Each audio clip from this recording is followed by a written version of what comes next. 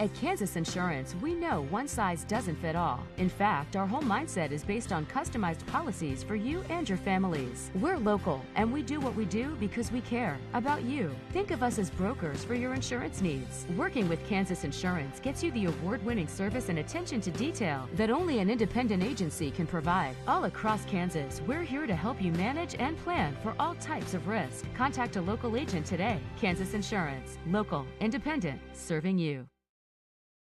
A great collision on the field? Awesome.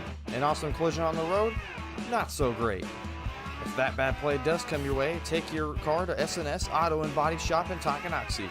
S&S has been the area's premier auto collision repair center since 1972, working on all makes and models, glass replacement, bumper repair, fiberglass and plastic, color matching, and so much more. And they work with all insurance companies. Get your ride back in the game and learn more at snsautoandbody.com or call 913-369-3193.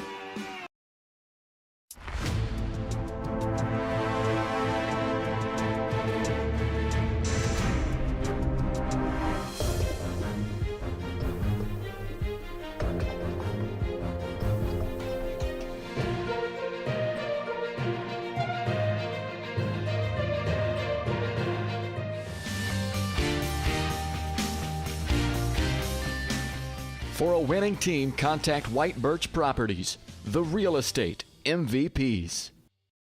Shop local and save at Brothers Market in Tonganoxie, where we treat you like family. Brothers Market has great everyday deals throughout the store. Enjoy fresh cut steaks from the meat department, the freshest fruits and vegetables from the produce aisle, and savor the flavors from the bakery. Check out their weekly ad to get the best deals on what you need. From apples to aspirin, Cool Whip to cool crisp lettuce. Brothers Market, open daily. Learn more at shopbrothersmarket.com.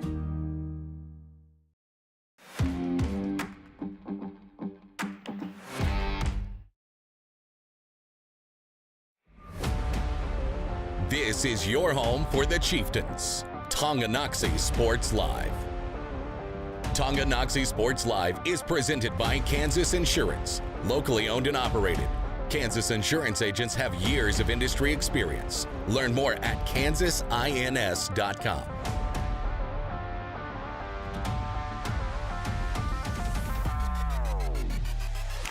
Bobcats showing pressure. They're going to bring it. McGraw, pump fakes, wide open, Todd Brown, and he breaks it in. Back to Bruisman, avoids one rush, gets it up the middle, and he is in. Touchdown, Chieftains.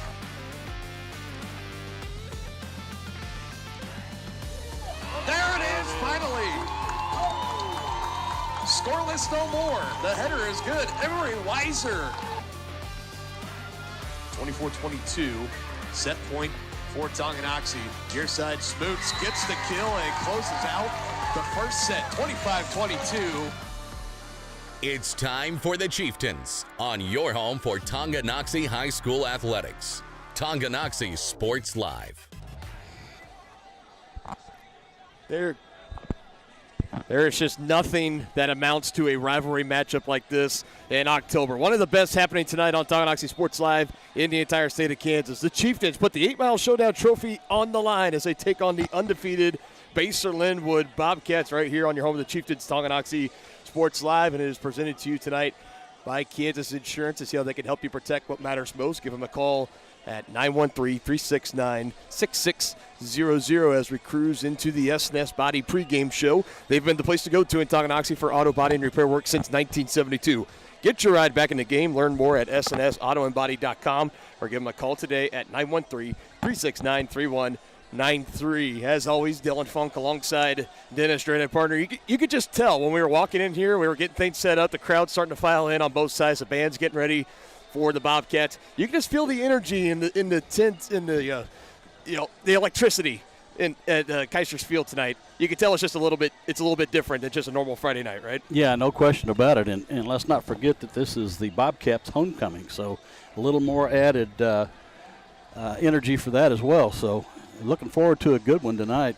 Yeah, on the side of the Chieftains wanting to come in and spoil the party. As for the Bobcats trying to hold turf and send the home crowd happy here on homecoming night. A little bit later than usual than we're used to seeing here in October. But let's talk about this matchup a little bit. First with the Chieftains. We've seen them kind of righted the ship now. They started 0-2, dropping back-to-back games in league play, each by one possession or less, and now they've rattled off 3 straight wins, but they will now face arguably their biggest test of the night against Basehor-Linwood. Yeah, like we'd said before we went on the air, partner, is that I think this is going to be a measuring stick for both teams because even though Tongie's faced some really stiff competition the first 2 weeks of this season, the Bobcats have really been putting up numbers and wins against lesser opponents. So it's going to be a measuring stick for both teams tonight.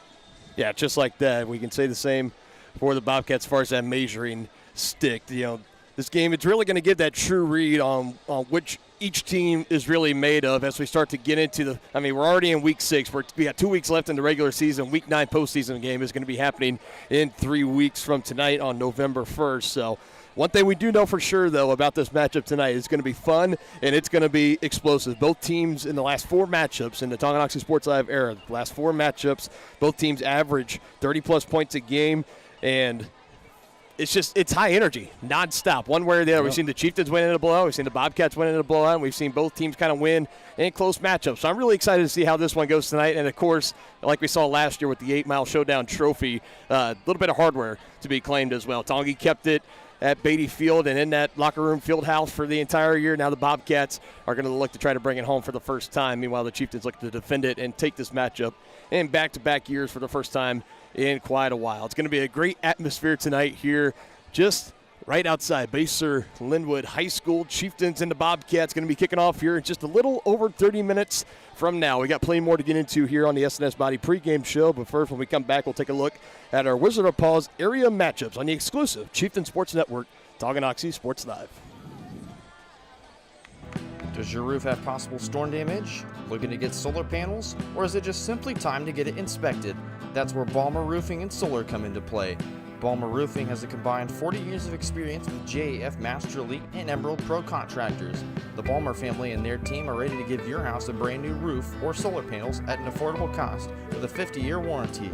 Life has mishaps and they want nothing but your customer satisfaction. Let them prove why so many of your neighbors choose Balmer for their roofing projects. To schedule a free inspection, call 913-845-5252 or visit them online at balmerroofing.com. Community-minded and community-strong. That's what you get at Community National Bank in Tonganoxie. Community National offers big city amenities with the personalization of a small-town bank. They make banking easy with a 24-hour on-site ATM and mobile app that allows you to bank from anywhere. They offer great options on loans, checking and savings accounts, CDs, safety deposit boxes, and more. Stop by and let their friendly staff serve you at 231 North Main Street in Tonganoxie. Community National Bank, proud supporters of Chieftain Athletics. Member FDIC. There are places where all roads lead to families providing for their loved ones and their community. Where friends are found down every street. That's where you'll find us, taking time to get to know you, calling you by name, generation after generation. Farm Bureau Financial Services. It's your future. Let's protect it.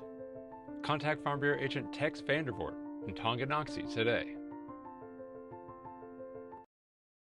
First State Bank and Trust is with you wherever you are with complete online banking. Cheering on the Chieftains once again? Why not pay your bills online? Waiting on your kiddos to get out of school? Seems like a good time to make a transfer. Or how about making a deposit from here? Back in the gym for another night? Why not get an e-statement while you cheer on Tongi? And of course, at First State Bank and Trust, you can always bank from right here. Come on in and see us and get your very own Chieftain card. To learn more about all the great ways to bank with First State Bank and Trust, go to firststateks.com.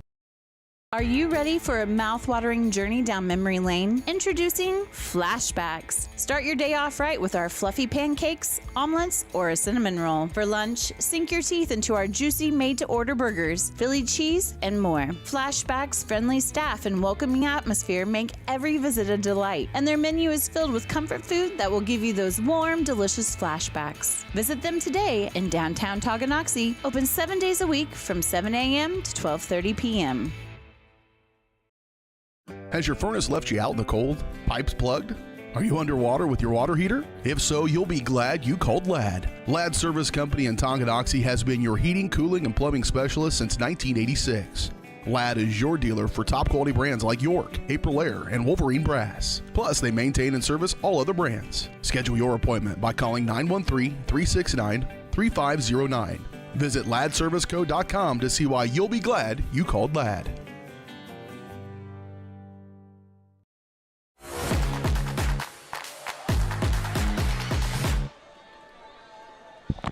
Like back here in the S&S Body pregame show on Tonganoxie Sports Live. Dylan Funk alongside Dennis Drennan counting down to kickoff in this one. 31 minutes to go.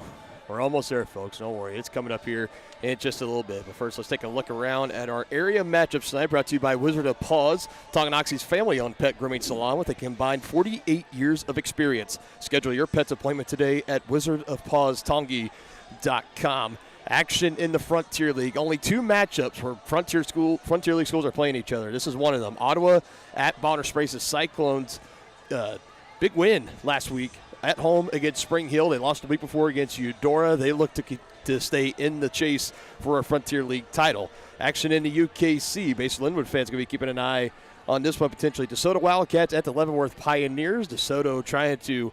They'll be watching this game as well, hoping the Chieftains could come in, beat the Bobcats, help them in the UKC standings to get back to even with Basehor-Linwood at top of the standings. Turner Golden Bears at the Topeka West Chargers, Seaman Vikings at Shawnee Heights, and the Piper Pirates at the Lansing Lions. Other action around. Kansas versus Missouri here. The Bishop Miege Stags at the Cardinal Ritter Lions. Not a matchup you see very often. And then the Atchison Phoenix on the road at Highland Park taking on the Scots in Topeka. And our action in league tonight, Baldwin again back at home hosting the Santa Fe Trail Chargers. Bulldogs looking for their first win of the year. We stick with the Bulldog theme in the second matchup. Eudora on the road. Very first matchup between the Cardinals and the Independence Bulldogs. That one's taking place down in Independence, Kansas. Shout out to our crews, Reed McAvoy and Hayden Harves, for making the 2.5, 3-hour drive straight down almost near the Kansas-Oklahoma border. Should be a good one there for the Cardinals. Lewisburg at Wichita West taking on the Pioneers. A lot of teams traveling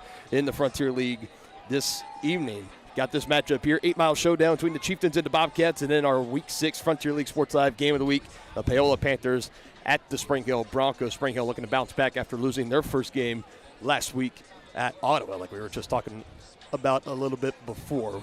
Got a really great matchup coming up here tonight, folks. It's going to be an awesome one. You're not going to want to miss it. Chieftains and the Bobcats coming up. We're going to get to a lot of historical nuggets and stuff as this matchup goes along, as this broadcast goes along. But 60th all-time meeting between these two. And I know when we get into really deep-rooted rivalries, you'll be talking about maybe they're playing close to almost 100 times already. Right. But, this is the 60th matchup.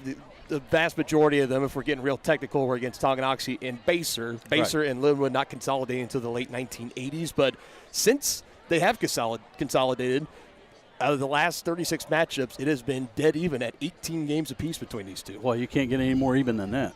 Yeah, so it's going to be really interesting. Again, a lot on the line tonight. Like just overall pride, wanting to win this matchup, wanting to win the 8 Mile showdown, trying to win that trophy for the Bobcats. Extra motivation with it being their homecoming night, and just for all the other reasons we're going to get into as well about just how neck and neck this rivalry has been, especially within the about 10, 15 years. It has just been so close, and it's been a lot of great games. We're expecting another one to be added into this historic rivalry here tonight. We're going to step aside again on the S&S Body pregame show. When we return, we will take a look at last week's action. Not a whole lot to recap. It's a lot of good, though, thankfully, for the Chieftains, and their 45-0 rout against the Bonner Springs Braves. We'll break down that matchup and our takeaways coming up next on Tonganoxie Sports Live.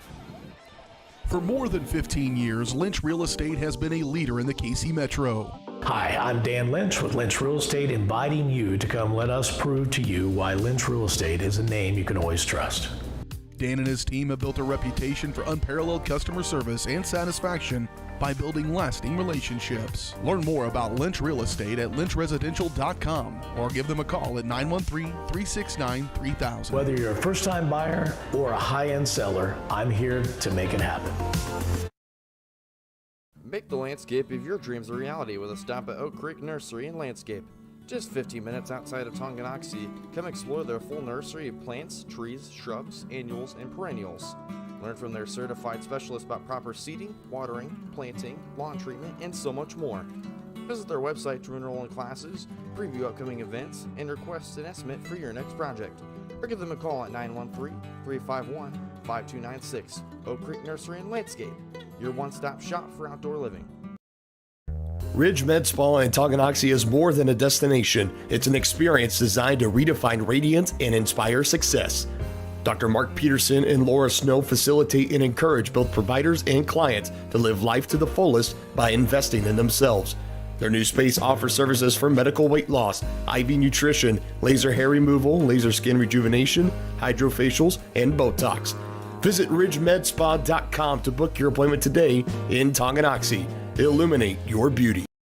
The same look and location of a classic drugstore with the services and supplies of a modern pharmacy. That's what you'll find at the Downtown Drug Store in Tonganoxie. Of course, Downtown Drug is the local choice for your prescriptions and health needs, but did you know they have the best selection of Tonganoxie Pride and Chieftain game day gear in town? And a whole lot more. Cards, gifts, home decor, and even the best way to satisfy that sweet tooth. The Downtown Drug Store. Call 913-369-3800 or visit them online at thedowntowndrugstore.com.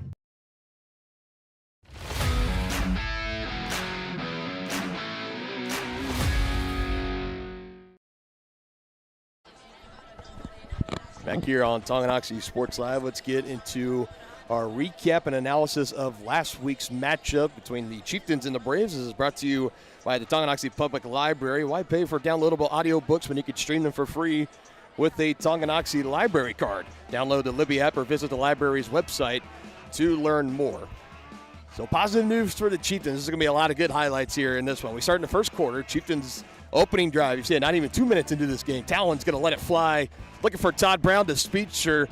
That connection has been red hot over the past 2 weeks. 49-yard touchdown there to get the scoring started. Chieftains back again, second possession. Talon wanted to air it out again. Double coverage, looking for Jacob Marin's. Flag comes in. So that'll bring the Chieftains 15 yards closer, and they would just hand it off here. Talon, a little bit of Houdini, runs into a Brave, going to his left, stops to the right, stops, back in the middle. Thinking the play's dead here. Official on the near side starting to signal him down, somehow keeps going forward, and he's in for a touchdown. We don't know how it happened, but it was incredible. That got the crowd at Beatty Field rocking. 14-0 Chieftains early. Braves putting a drive together, get behind the sticks. They have to throw it, and it's a costly one, an interception. Jacob Marin's collecting it there as that stalled out probably what could have been a big pivotal moment in that game for the Braves. Go forward to the second quarter now. Tanner Hand limited in the game last week, but looking strong on this run as he carries a man with him into the end zone for a touchdown. 21-0 Tonganoxie. Next drive. Just throw it down the line, get it into the hands of your speedster, let him make some moves, let him score for you. That's exactly what they do there. 52 yards again, Langford to Brown. Following kickoff, Braves muff it, goes forward. 3 red jerseys in the area. Surely one of them comes up with it, and they do. Final minute in the second quarter. Talon wants to pass. This is what he's been doing so well. Not forcing plays, using his legs, able to get the extra yards, gets him close. Making the right decision. And again, hands it up the middle to Tanner Hand. They were not so sure. Initially ruled him down at the 1-yard line. Officials would discuss and say that he did break the plane, and it would be a touchdown. 35-0. We go forward into the third quarter now. This is the freshman Cody Lobb, a 28-yard field goal attempt. That was his first field goal try of the year, and he knocks it down. That kept that scoring drive streak alive for the Chieftains as they just, again, would continue to pummel away. Strong run there from Tanner. Was dealing maybe with an ankle tweak or ankle injury early in that game. Again, only 11 carries for him. Brady Martin had a big game as well. 16 yards right up the middle there. They say, hurry up, let's give it right back to you. Finds that crease on the right side and puts it in, and that would be all the scoring in this one. 45-0. Interception at the end to steal it. That's Hunter Nyhart, his first varsity interception. And the Chieftains win and a blowout like we expected. 45-0 against Bonner Springs. That was a game going in where it was easily You just want to go in. You want to fine-tune a couple of things. You want to get on top early. Don't give the Braves any hope. And, I mean, couldn't ask for anything better. They won the toss, got it, scored on all 7 of their offensive possessions. For the past 2 weeks, back-to-back weeks of scoring 40-plus points for this Tongi offense, they needed that coming into this matchup tonight against Basehor-Linwood. Yeah, no question about it. Like you said, it was really a tune-up for this big test that we have tonight. So hopefully it'll carry through. Yeah. Again, the band now starting to get out onto the field. We're getting closer and closer, folks. Just about 21 minutes and counting till the kickoff in this one. It's, again, it's just a different feeling. I can't get over it. This is always a special matchup here on Tongi Sports Live, too, because if you remember, this is back in 2020. This was our very first sight of the first ever broadcast on Tonganoxie Sports Live was here at Basehor-Linwood, and a big win for the Chieftains. They put up 62 points that night on the Bobcats. I don't know if we're going to be seeing that tonight, but one thing's for sure is we're going to be seeing a lot of firepower and a lot of offense, a lot of great plays. And this is one of those games where it can always come down to where's that costly turnover, or maybe it's a missed extra point or something. I mean, penalty. It could be something like that, a little minute point in the game that can really make the difference of who comes out victorious and who comes out with a loss. Right. Yeah, you got to avoid that big turnover. I think that could be a pivotal thing tonight.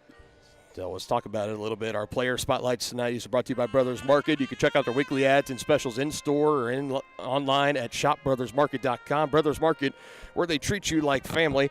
These are just a couple of mine I have written down. I'm sure you might have a couple, or you can write off of mine a little bit. But Tanner Hand, I said I wanted to see how he looked tonight. Fairly limited in the game last week, like we mentioned. Season low, 11 carries. We saw him out there during warm-ups. He's fine. He's going to be ready to go tonight because the Chieftains are really going to need him to come up with a big game tonight, come out with the win. Well, we saw him come back into the game after he tweaked that ankle, but of course he plays both ways, so I think his carries were limited so that he could continue to play on both sides of the ball. And maybe a little bit of the coaching staff looking ahead, too, and saying, no question. In a game we already have in hand, let's let Brady Martin and company. Talon was running the ball well, too. Let's let them get that. Let's not overwork Tanner and keep him fresh for this matchup here tonight. Owen Schmidt, another one, without a reception in back-to-back games. It's just one reception in the last 3 weeks, going back to the last road game up in Lansing. So, this Basehor defense, one of the things that Coach Rod Stahlbaumer and his staff, they do really, really well is they find a way to take away your big players, your big playmakers. It's very much kind of like a Bill Belichick would do in the NFL. So it's going to be, for me, they're going to be targeting Todd Brown, Jacob Marins. Those have been the 2 targets for Talon Langford. Back-to-back weeks where they have been the only people to see to get a reception from Talon Langford. So whether if it's Owen Schmidt, maybe this is a game where we see Kendall Smith potentially break out. I know he's listed as a starting tight end. We haven't seen him with the ball much. Same can be said about Elijah Holthouse, the only sophomore in the starting lineup on offense or defense for the Chieftains. But I think Owen Schmidt, I think this is where we see him kind of break back out and say, let me reintroduce myself, and maybe he comes up with a big grab and maybe a big touchdown. It would be great. And on the other side for the Bobcats, plenty of ball. They're a 5-0 team for a reason. I know we've been talking about the teams that they've been playing against. You got to play who's on your schedule.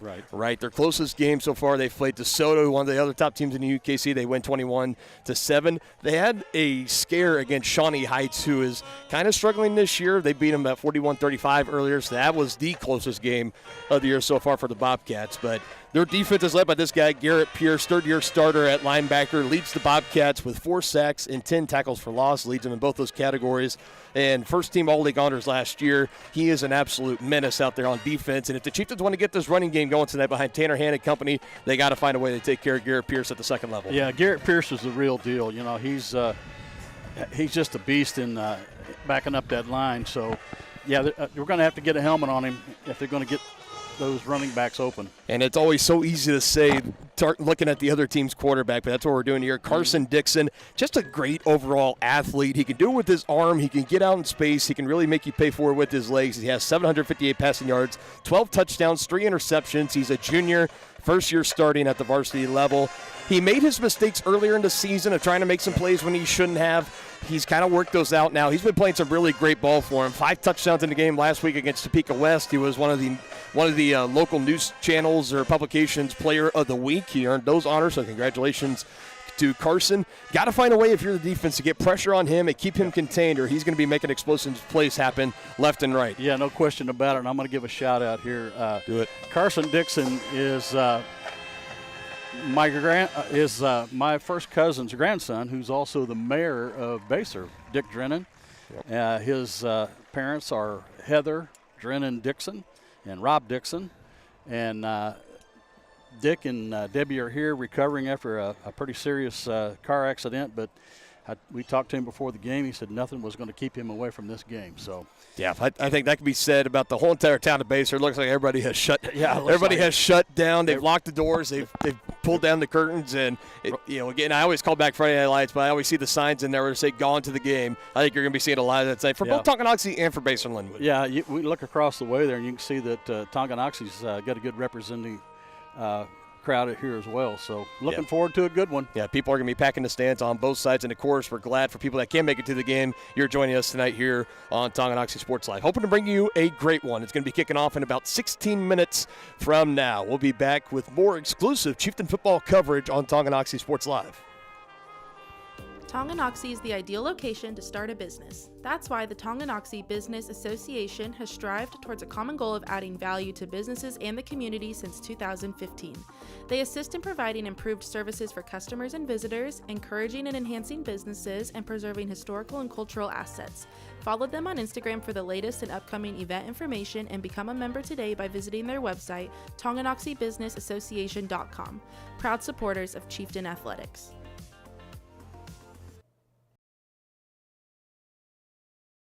The Tonganoxie Recreation Commission is committed to creating community through parks, people, and programs. And now, with their all-new activity center, the Tonganoxie Rec Commission can do even more. Tongi Rec understands the benefits reaped through recreation are endless. Tongi Rec has a long list of classes, activities, and programs for the young and young at heart. For program pricing and schedules, call 913-845-3502. Visit them at the all-new activity center at the Tonganoxie High West campus, or go to tongirec.org.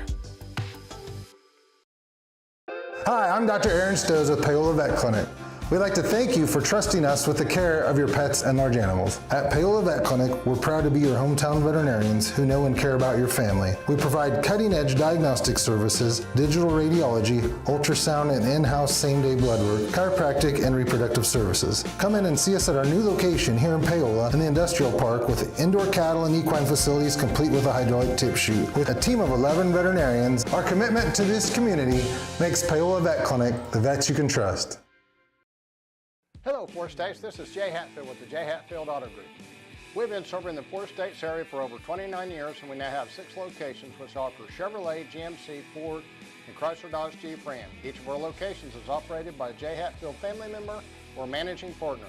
At Jay Hatfield, we're here to earn your business and trust. We have approximately 300 pre-owned and 300 new vehicles in stock or on their way, and we're making deals. Come see us at Jay Hatfield location today and let us make you part of the Jay Hatfield family. Midwest Chiropractic Center is a friendly and caring clinic providing comprehensive care for your chiropractic, rehabilitative, and fitness needs. Upon entering one of our offices, you are treated like family. The staff cares about your health, and their approach to care proves it.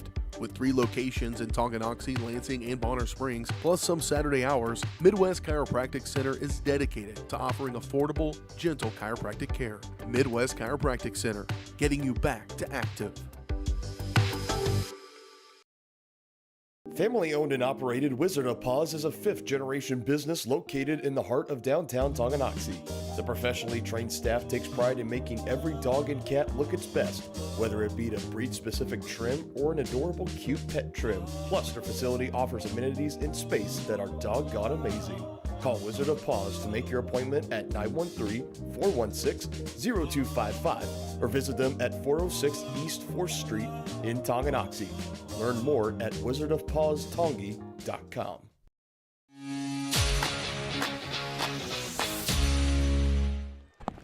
Ladies? And pregame festivities continuing on here. Casterfield at Basehor-Linwood High School. Bobcats and the Chieftains, 60th time in their history. They are facing each other right here on the gridiron. Kickoff coming up in about 12 and a half minutes from now. Let's get Well, we have a little bit of time. Our keys of the game tonight is brought to you by First Security Bank, your locally owned community bank in Tonganoxie. Stop by and meet their friendly staff today at 415 Stone Creek Drive. First Security Bank, proud supporters of Chieftain Athletics. So I always kind of turn this over to you a little bit. Couple of keys to the game in your eyes for the Chieftains that they need to execute on, or whatever they need to do tonight to come out and get this win and make it 4 straight wins in a row. Well, we're looking at a Bobcats team that has an outstanding linebacker, and in order for the Chieftains to get that running game going, they're going to have to control the line of scrimmage, get to the second level, and put a helmet on him, or he's going to be making a lot of tackles. Right. So I think that's a big key. Second one is you're going to have to try and control the quarterback Dixon, because he's last week he put up 256 yards, 5 touchdowns, and no interceptions. So you're going to have to get some pressure on the quarterback, and that defensive backfield is going to have to stick close to those receivers. Yeah, so to the receivers, and I think that's going to be one of the really big difference-making things is this one, is that which secondary comes best prepared for the test that lies in front of them, because we know, like we said, for Basehor-Linwood, they're 5-0. They average around 42, 43 points a game. Meanwhile, for Tonganoxie, they're coming off back-to-back weeks of putting up 40-plus points after starting the year a little bit sluggish on offense. Their defense has been great from the start, so maybe that'll be where we'll see the most action tonight, is that Chieftain defense versus this explosive Bobcat offense. I think what Basehor does so well is that, and Tongi does it well to a degree too, but for Basehor, you're coming into tonight and you're looking at, all right, we've talked about Carson Dixon, we've talked about, we've talked about Garrett Pierce on defense. I mean, there are still plenty of playmakers, especially on offense. I mean, they like to spread the ball around a lot. They got Nate Doering, who's the leading rusher right now. He has just under 500 yards rushing on the season. Receiving, they have plenty of different targets. They got Adair out there, Rivas,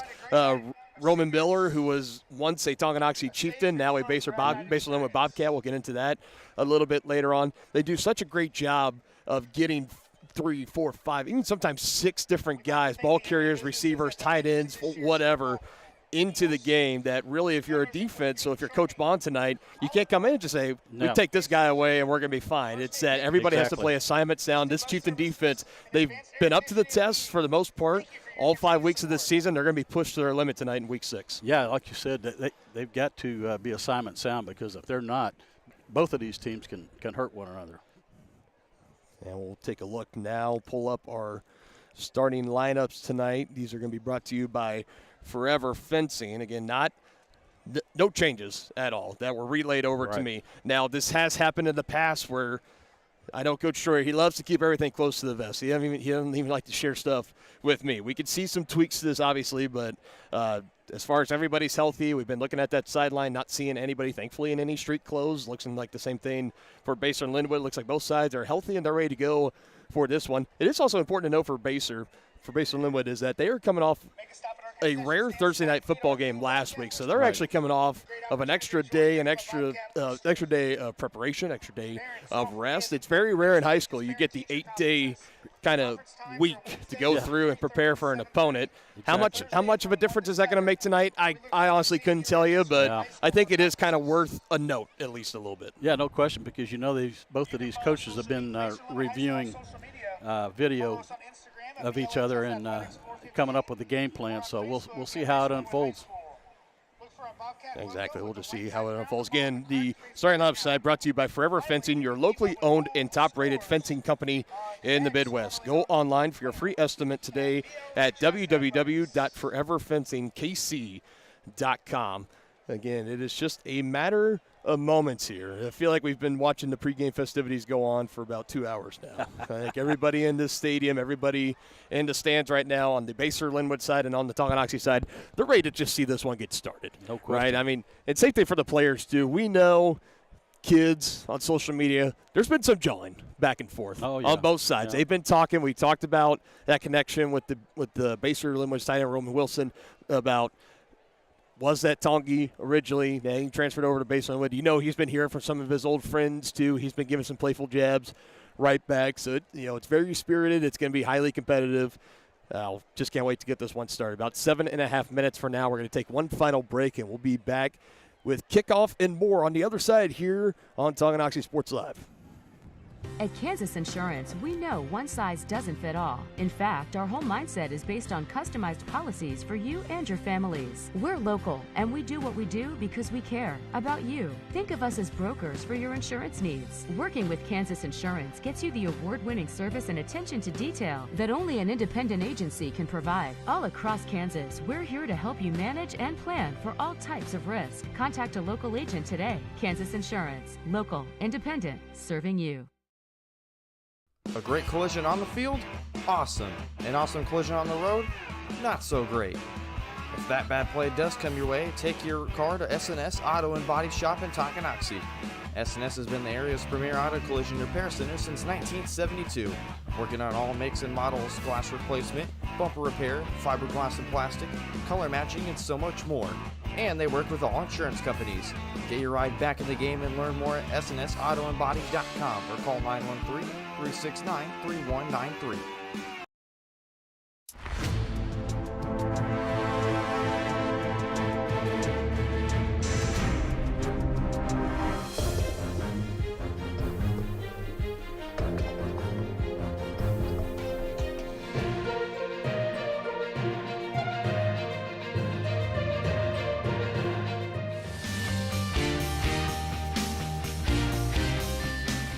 For a winning team, contact White Birch Properties, the real estate MVPs. Shop local and save at Brothers Market in Tonganoxie, where we treat you like family. Brothers Market has great everyday deals throughout the store. Enjoy fresh cut steaks from the meat department, the freshest fruits and vegetables from the produce aisle, and savor the flavors from the bakery. Check out their weekly ad to get the best deals on what you need. From apples to aspirin, Cool Whip to cool crisp lettuce. Brothers Market, open daily. Learn more at shopbrothersmarket.com. Does your roof have possible storm damage? Looking to get solar panels? Or is it just simply time to get it inspected? That's where Balmer Roofing and Solar come into play. Balmer Roofing has a combined 40 years of experience with JAF Master Elite and Emerald Pro contractors. The Balmer family and their team are ready to give your house a brand new roof or solar panels at an affordable cost with a 50-year warranty. Life has mishaps and they want nothing but your customer satisfaction. Let them prove why so many of your neighbors choose Balmer for their roofing projects. To schedule a free inspection, call 913-845-5252 or visit them online at balmerroofing.com. Community-minded and community-strong. That's what you get at Community National Bank in Tonganoxie. Community National offers big city amenities with the personalization of a small-town bank. They make banking easy with a 24-hour on-site ATM and mobile app that allows you to bank from anywhere. They offer great options on loans, checking and savings accounts, CDs, safety deposit boxes, and more. Stop by and let their friendly staff serve you at 231 North Main Street in Tonganoxie. Community National Bank, proud supporters of Chieftain Athletics. Member FDIC.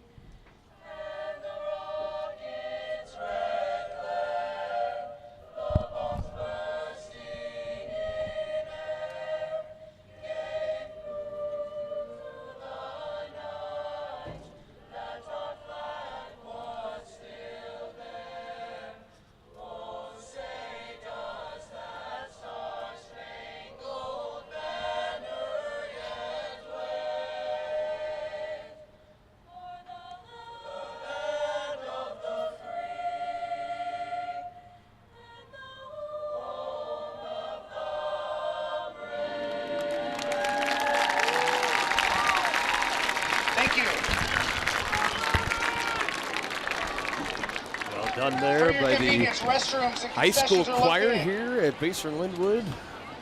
Well done by everyone out there performing. 2.5 minutes till kickoff. Partner, I asked you this during pregame, and I'm going to ask you again as we're getting a little bit closer. We don't do this very often, but I'm just curious. What's your gut telling you coming into this matchup tonight? Are you feeling a final score prediction? Well, of course, I'm going to be a homer. Let's do it. And I'm going to go with the Chieftains. I'm going to say 31-28. And both teams in the last 4 matchups, ever since we've been streaming these games on Tonganoxie Sports Live, each team averaged 30-plus points. So expect plenty of offense tonight. Langford, Marin, and Brown, the captains tonight for the Chieftains. Austin Adair, Will Howard, Garrett Pierce, like we were just talking about, plenty during the pregame show. Along with Gabe Ruiz, the captains tonight. Chieftains will get the option of heads or tails. First time on the road since the Week 3 win, 14-13. That was a nail-biter up at Lansing. Now they're on the road again, facing another United Kansas Conference foe and their longtime foe, the Basehor-Linwood Bobcats.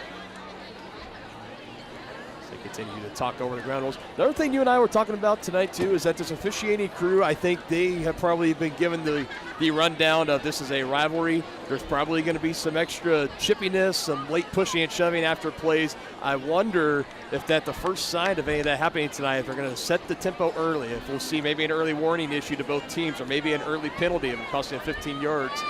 We'll see how the officials want to dictate that tonight, or if both teams just come out and if they play really competitive and we don't have any of that, because you never see anything happen in a rivalry game like that. Never, right? No, but and like we talked about before we went on the air, if we do have anything like that, we're hoping that if the one of the referees have to throw a flag, that they just call everybody together and say, look, this is a warning. You guys knock it off, or we're going to start throwing people out of the game. Agreed. So finally, the coin, and I think that's what was taking them a little bit. Maybe they were just trying to explain some of the rules, what to expect. They finally flipped the coin up.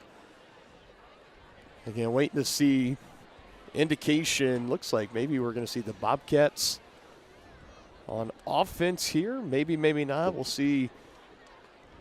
We always wait and see if the official is mic'd up here. Now, it looks like the Bobcats have won the toss. And they're going to elect to defer. So we're going to see the Chieftain offense out on the field first. So already great test right out of the gate to see what this Chieftain offense, how great they've been playing over the last few weeks. They're facing probably arguably the best defense that they are facing at this point in the year against Basehor-Linwood. Yep, looking forward to a good one, partner. Should be a great one. So excited for it. Glad everyone could join us tonight here on Tonganoxie Sports Live. It is the second edition of what is officially being known as the 8-mile showdown between your Tonganoxie Chieftains and the Basehor-Linwood Bobcats. Kickoff coming up is brought to you by Lynch Real Estate, your hometown real estate company that will help you buy your next home and make your real estate dreams come true. Visit Dan Lynch and his team today in Tonganoxie.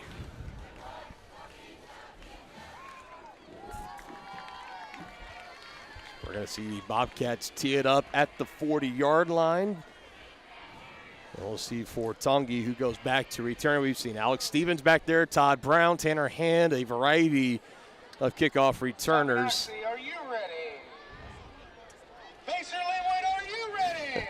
That's the first time I've ever seen a home PA actually ask the visiting crowd if they're ready. That's kind of always the signature here at Keister Field, the Enter Sandman being played over the stadium speakers as both teams get ready to kick this one off.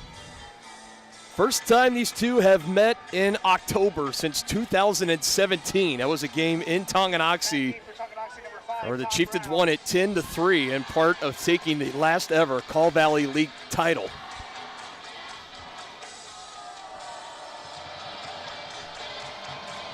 Zibbelman will have the kickoff duties tonight for Basehor-Linwood. One of the best kickers and special teamers in the state, 5'9", 150-pound sophomore, has it teed up for the 60th time. Chieftains and the Bobcats. And away we go here from Basehor-Linwood. As Tongi will bring it out here, puts it on the turf immediately. That was Stevens on the return. It looks like the Bobcats got on top of it, and they did. A costly mistake right out of the gate for Tongi. Yep, that's what we said in the keys of the game. You got to stay away from those crucial turnovers. Tongi gets one on the first play of the game. Unreal. First and 10 from the 29. Ultimate opportunity here for Basehor-Linwood is you win the opening coin toss, you defer, and just like that, you get the ball back deep in Tonganoxie territory at the Chieftain 29.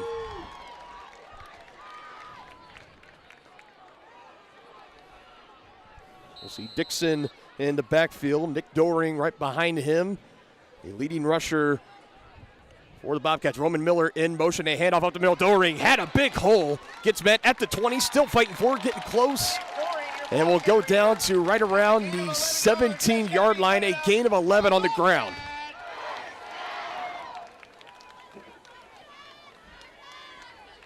And just like that, we're going to see the Bobcats come out. They're going to challenge this Chieftain defense physically right out of the gate. Nice gain of 11 for Doring. Sets up another 1st and 10 for Basehor-Linwood at the Tongi 17. Passing, Dixon, open, brings it in, one-handed on that far sideline, trucks a man, walks the tightrope. And they're going to say he's out at the 2. And again, it was Doring catching it out of the backfield and a monstrous hit stick. Yeah, he just ran over the defender. At the 2-yard line. My goodness. Well, if you're Basehor, you couldn't ask for a better start than this.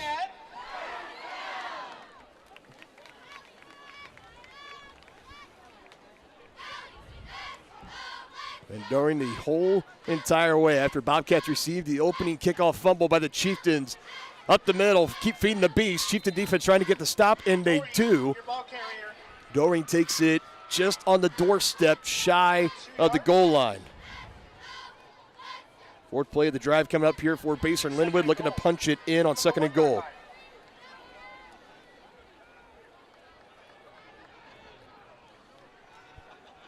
Chieftain stacking in the middle. Expecting what's to come. Adair in motion along that right side. They hand it to Doring again.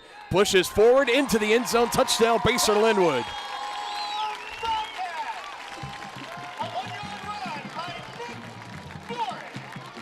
You could not ask for a better start if you were a Basehor-Linwood fan right now. Yeah, no question about it. Now, we'd have to see how the Chieftains respond here because they just got punched in the mouth. And the offense not even getting a chance to step on the field either. A costly special teams turnover for the Chieftains. It was Alex Stevens on the return, got hit hard, knocked the ball loose.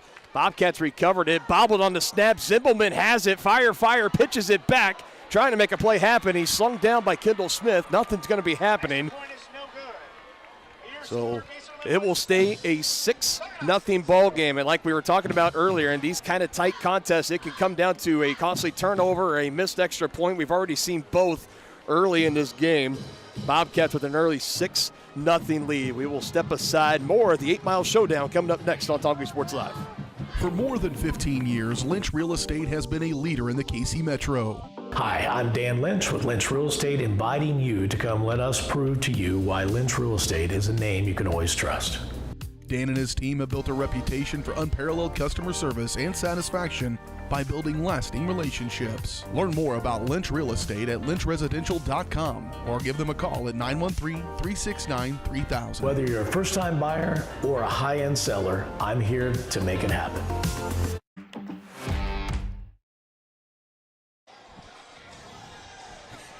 We are off and running here at Keister Field we're just about 68 seconds into this matchup tonight and already have our first score for the Basehor-Linwood Bobcats. Just 4 plays, all they needed. Nate Doring, he did it the whole entire way. Started with a 11-yard rush and then a 15-yard reception and then punched it in on the next 2 plays from runs from 2 and 1 yard out. Missed extra point, bobbled on the snap. We'll keep it a Basehor-Linwood 6-0 lead. Chieftains looking to return again and trying to hold on to the football and not turn it over. And now we will see this Chieftain offense back out on the field for the first time tonight after seeing the Bobcats go and score, cashing in on that opening drive turnover. So you expecting on this drive, partner? You want to start airing it out a little bit? We're going to see more passing game, starting with the run. What do you want to do? I think they're going to test the run first, but I think they're going to have to be balanced, because if they're not and they allow Basehor to stack the box, it could be a long night for the Chieftains. Very well could.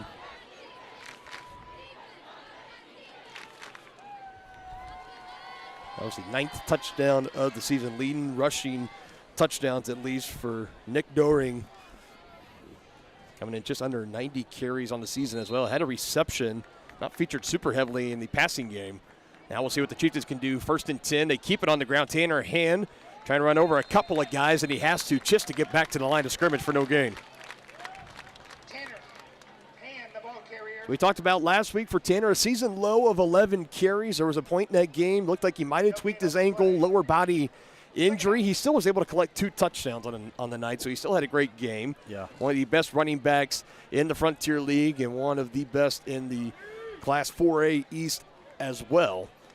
Another 2-back set here for the Chieftains. Low snap, handed off. This time Todd Brown trying to get outside, and he cannot do it. A pair of Bobcats wrap him up in the backfield. Yeah, the Chieftains just got beat at the line of scrimmage right there. Todd Brown, your ball carrier. I believe that was Will Howard, number 27, that got back there first. Cooper Ingram in there as well. Yeah, number 27 has been on a run blitz the last 2 plays. It's 3rd down. What the Bobcats like to do. Nearly a loss of 3 yards on the play. Chieftains behind the sticks. 3rd and 13. They throw through the air, and it's intercepted. 2 turnovers early in this game for the Chieftains. Looking in the area of Jacob Marins, and it is picked off by Basehor-Linwood. Kyle Burnett, one of the many seniors on this Basehor-Linwood team, and the Bobcats have the Chieftains on the ropes. Yeah. Chieftains are going to have to get it together, or they're going to be blown out of here. Back-to-back turnovers in their own territory. One at the 29-yard line, this one at the 31. Can't give good teams short fields. They can't help them out. Back on the field come the Bobcats. Stacked receiver sets on each side. Doring still in the backfield with Dixon. Gets a snap, hands it off, meeting him in the backfield. Oh, that's Tucker McGuire, and there's going to be our first flag coming up and shoving after the play. More flags will fly. This is exactly what we were talking about. Yeah, both men get caught here. We'll see how the officials will sort this one out. It was Tucker McGuire that was in on the stop initially of Doring, and he got up, shoved another Chieftain defender that came in late maybe to help defend his teammate. Yeah. One way or the other, it's just something, the officials are going to be keeping a close eye out on it. You got to find a way to just keep that composure and keep it limited. Yeah, and we had a pink flag. Multiple pink flags. Yeah. Need to update my flag graphic. Rocking with the pink theme here in October, so it looks like they will just... Offsetting penalties? Well, now they're motioning the Bobcats backwards. Unsportsmanlike on the Chieftains. Unsportsmanlike conduct. On both teams. I like that. Yep. I like that. Offset. Which is technically by the rule. I mean, those both would offset. They do go down, so if each of those players do get an additional unsportsmanlike penalty, then they could be ejected from the game. After all that, it still stands as a 2-yard loss on the play. 2nd and 12 upcoming. First negative play for the Bobcats tonight. Dixon won the pass, steps up in the pocket. He can run with it. Tremendous athlete, and he does right near the sticks. He's taken out of bounds. I think he got all of the 12 yards that he needed, maybe a couple extra to pick up a Basehor-Linwood first down. A gain of 14 yards on the play. That's going to be good 14 yards. PA announcer beat me right to it. Like we already talked about in the pregame show, your personal connection to Carson Dixon out there, partner, and comes from a tremendous athletic family and showing off the wheels right there, 14 yards. Yeah, his mother was a track star. Penalty flag on the play. False start on the Bobcats. False start. Basehor-Linwood.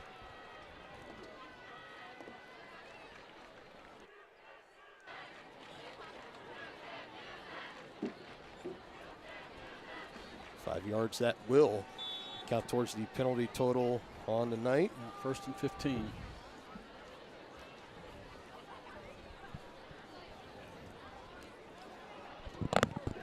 Still over 9 minutes to go here in this first quarter. Bobcats holding on to an early 6-0 lead. Doering fakes to give. Dixon taking a shot to the end zone, looking for his man who breaks it in. A 25-yard touchdown pass. That's Nash Morrison.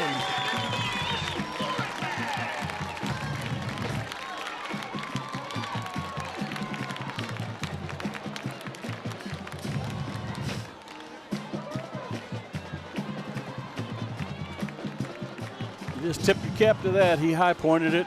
Dixon put it in the only place that his guy could catch. Nicely done by the Bobcats. Very efficient on offense so far tonight as well. Zimmelman's extra point puts the uprights. And it is good. Basehor-Linwood 13, Tonganoxie 0. Not a whole lot of time to settle into this one, but the Chieftains already down 13 points thanks to a pair of turnovers. It was a fumble on the opening kickoff for the Bobcats' first score, and then a Talon Langford interception for the second, as if Carson Dixon connects with Nash Morrison, a 25-yard score. We'll see this Chieftain offense back out on the field in desperate need of a response here. Yeah, they better do something this time or they're going to get run out of here.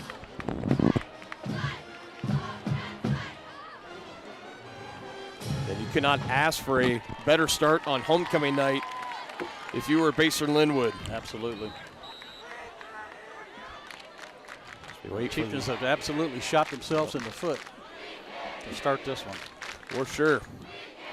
Zimmelman sets a kick for Basehor-Linwood. The thing for the Chieftains is that they've done a good job of not turning the ball over the past few weeks, too. And now all of a sudden, two on the first two chances you really have of trying to make something happen. Yeah, we think 3 and out's bad, but a turnover is even worse. In that first drive, Chieftains went for no gain and -2 on back-to-back runs and then an interception.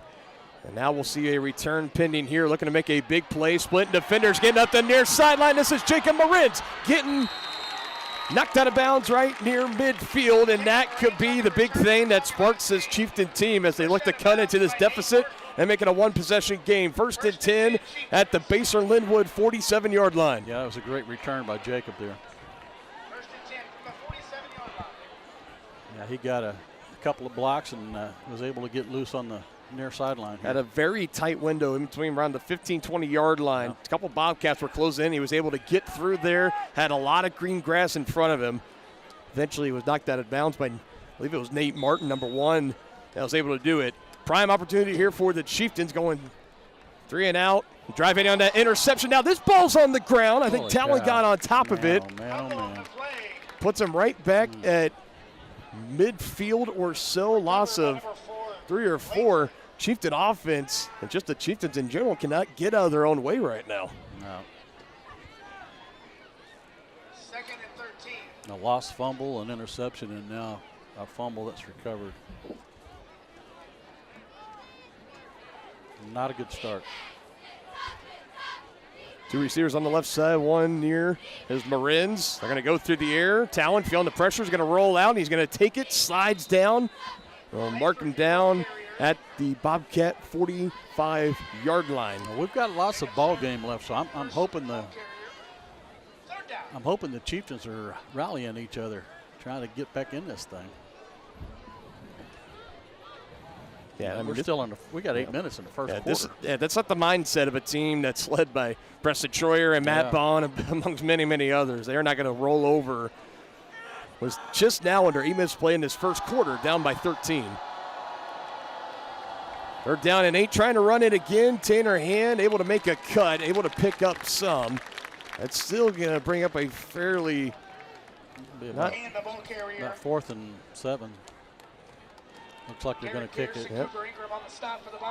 Punt unit out for the Chieftains. Not even going to play around with the idea of a potential go-for-it play. Well, they're going to try and pin them deep because They've had absolutely incredible field position on their first 2 possessions. Both of those on turnovers by the Chieftains.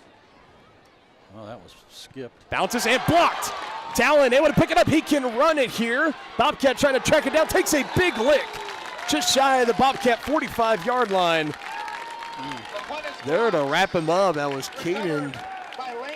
I think that was Caden Gindy, number 51, that just put the boom on Talon. And even offense, defense, and special teams all struggling out of the gate right now for the Chieftains. It was a bad snap that skipped up into Talon's chest, and that gave enough time for the pressure from the Bobcats to get through and block the punt. Well, anything that can go wrong for the Chieftains has gone wrong.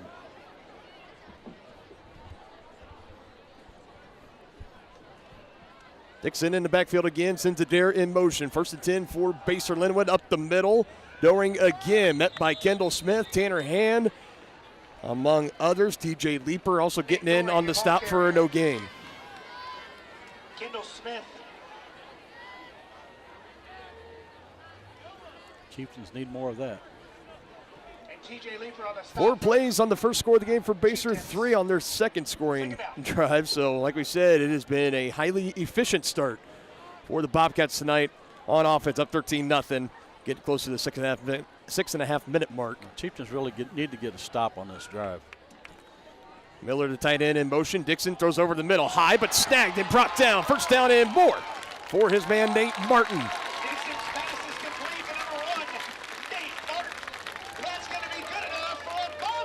Yeah, they call it a gain even of 20. And another 1st down picked up for Basehor-Linwood. 1st and 10 from the 34-yard line. Now they're back in Chieftain territory.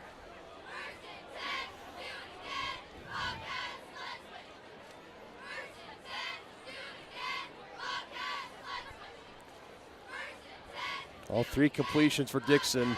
15 yards, 25 yards, and 20. Another run up the middle. As the Bobcats continue to gash the Chieftains, we got a Bobcat slow to get up on the play. Running over to the sideline. It's holding his arm. Gabe Ruiz again, indicating to that right shoulder. Officials will stop play here for the time being. As we had a gain of 4 by Doring on that last rush. And we will step aside here during the injury timeout. Bobcats out to an early lead, 13-0, 5:47 still to play here in the first quarter on Tonganoxie Sports Live. There are places where all roads lead to families providing for their loved ones and their community, where friends are found down every street. That's where you'll find us, taking time to get to know you, calling you by name, generation after generation. Farm Bureau Financial Services. It's your future. Let's protect it. Contact Farm Bureau agent Tex Vandervoort in Tonganoxie today.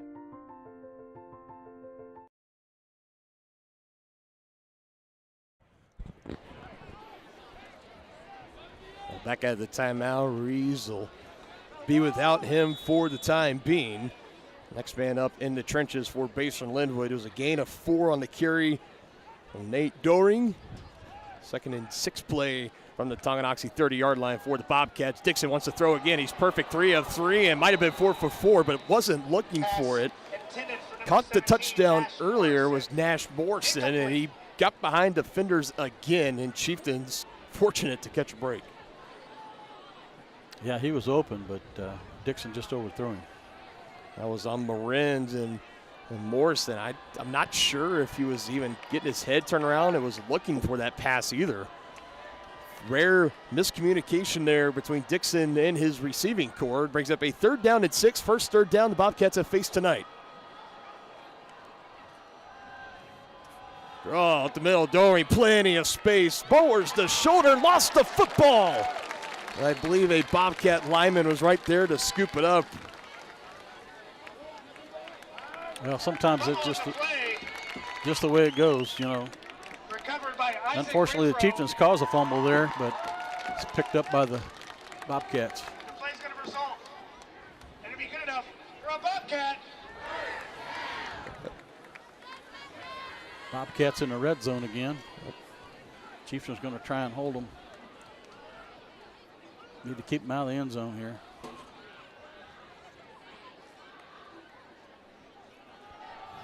Doring again and again. TJ Leeper, one of the first to make contacts there.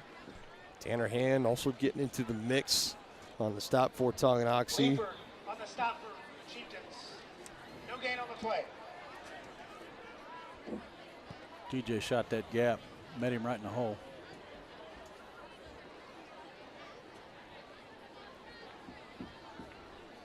Second and 10. Dixon looking over to the sideline, getting the play call. And Coach Stahlbommer and the rest of this offensive staff. Doreen in the backfield. Adair set in motion from left to right. Play action. Dixon initially looked his way. Now takes another shot to the end zone. Looking for Miller, and he overshoots him, and it goes incomplete. Looking for the former Tonganoxie Chieftain, Roman Miller. 6'3", 200-pound junior. Was enrolled in Tonganoxie his freshman year. He transferred over to Basehor-Linwood last year, was not able to play football. So this is his first time actually playing for the Basehor-Linwood Bobcats and against his former team and friends as well over on against the Tonganoxie Chieftains. So there's been a lot of good exchanges between him and some of his former Tongi friends on social media, getting each other pumped and ready for this matchup. Dixon going to take off with this one. Burst of speed. 10-5. Gets a key block from Morrison. And he walks it in from 20 yards out.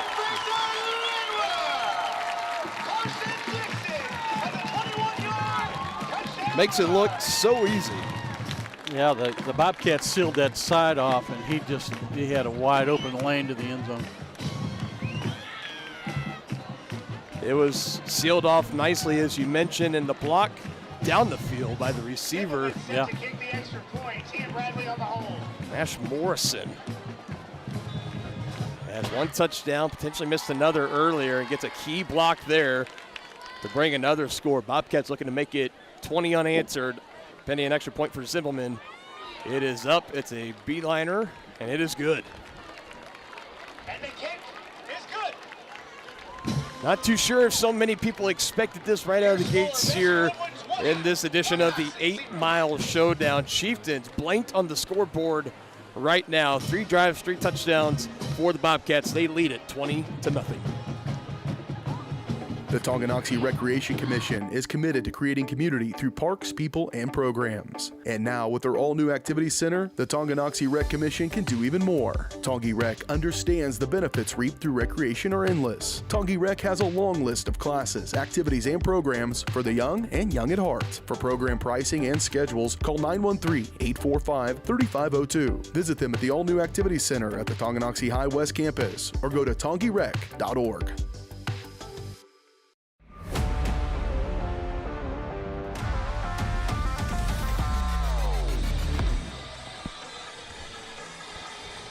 Chieftains getting ready to receive yet another kickoff. The defense, again, like we mentioned, had been the kind of pride and joy of this Tongi team through the first 5 weeks of the season. Offense has really been clicking in the past 2 weeks, but have been punched in the mouth repeatedly and up against the ropes now. Down 20-0. 3-possession game early. Jacob Marins had a good return the last time out, put the Chieftains up in Bobcat territory. This time he's going to be stopped just after crossing the 20-yard line. A couple of Bobcats there to put a shoulder into him. Marines on the return. So now it's about how can this Tongi team respond here? Well, they need to move the ball and control some of the clock and keep the Baser offense off the field. But yeah, they just need to man up right now. And I'm sure that's what the coaches are telling them. Look, you got punched, now you need to answer. By third-year head coach Preston Troyer, 16-10 overall record, 3-2 all-time against out-of-league opponents, including the win earlier this year at Lansing. Has a handoff here to Tanner Hand, maybe gets a yard or two. Minimal gain on first down. So we were talking about how do you want to come out and play this offensively for the Chieftains, and you said you wanted to see them get it on the ground and challenge the Bobcats, and so far this Basehor-Linwood defense has been up to the challenge as they have stifled this Tongi rushing attack. And the only pass they've tried is ended in an interception. There's 3 carries for 5 yards.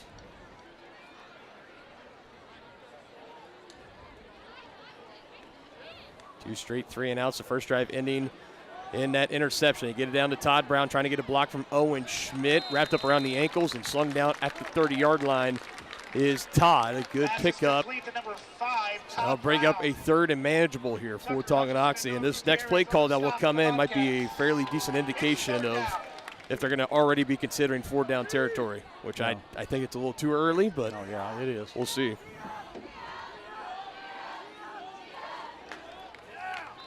I don't think he got it, partner. Yeah, maybe. It'll be a 4th down. The initial spot might be a yard short, 4th and inches at best. Officials are going to come together and talk on the keeper from Talon. Are they going to measure it? I think they're going to measure. Yeah, I think that might be. Let's see.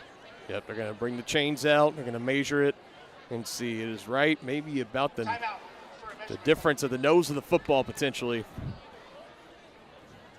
So we'll see what they decide to do with it here. Well, this short, I think the Chieftains have got to go for it.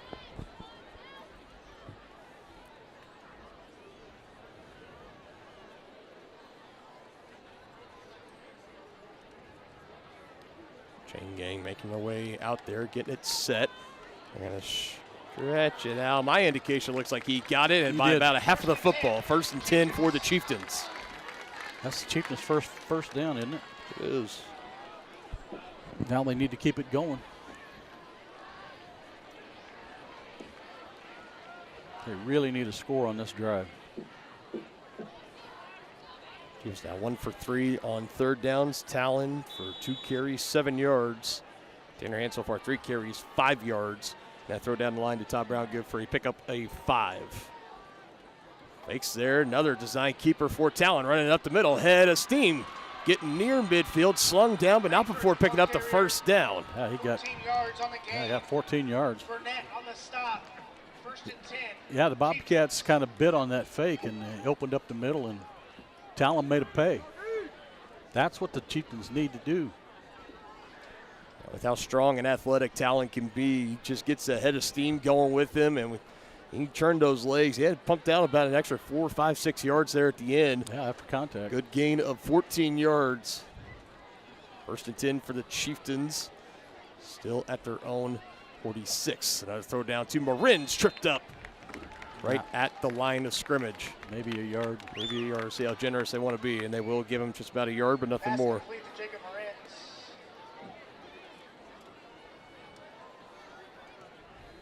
So still getting into this game, about 2 minutes to go in the 1st quarter, and no other receivers outside of Todd Brown and Jacob Moranz have brought in a target from Talon Langford since week 3 at Lansing. 2nd and 9 play here. Talon again throws out the line again to Todd Brown. Bobcats ready for it. What a tremendous play, blowing the blocker back and wrapping him up in the process. Noah Gutierrez. And nothing much more you can do there than just tip your cap. Yeah, he just. What a tremendous play. He just beat Owen Schmidt. He read that extremely well. Not too often you get negative yardage on a pass play, but the Chieftains get one there. Back to run nearly 4 yards. 3rd down and long. Chieftains 1 for 3. Throws it here. Tried to turn around. Incomplete. Was looking on the near sideline for Todd Brown. Would have set the Chieftains up right at the Bobcat 40-yard line, but they will bring out the punt unit once again. Yep. He was open too. Just a little bit wide by Talon. Yeah, it was blocked last time. Let's see what happens this time. Bobcats loading up that middle again. Owen Schmidt, the long snapper. Another low one. Talon able to get it away just over the outstretched paw of the Bobcat as it will roll out inside the 25-yard line. We'll see where they officially mark it. Talk about 21 or 22-yard line. 22. 22, right at the mark. Bobcat offense coming back out onto the field here, holding on to a early 20-0 lead. And Chieftain football tonight is presented to you by Crookham Construction, performing a wide variety of concrete construction and special project services throughout the area. They're hardworking people with small-town family values. Find more information at crookhamconstruction.com.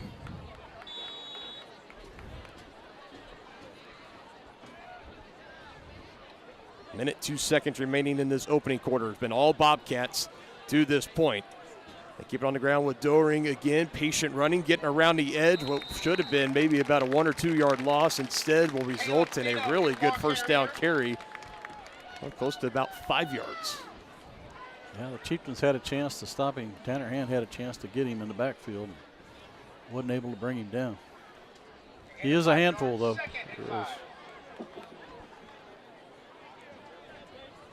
Bobcats leading rusher, Nate Doring. Collected his 9th touchdown earlier in this contest. Dixon to pass again, and again he has Morrison open, and he breaks it in. Got by Jacob Moranz, and he's slung down just shy of the Chieftain 35-yard line.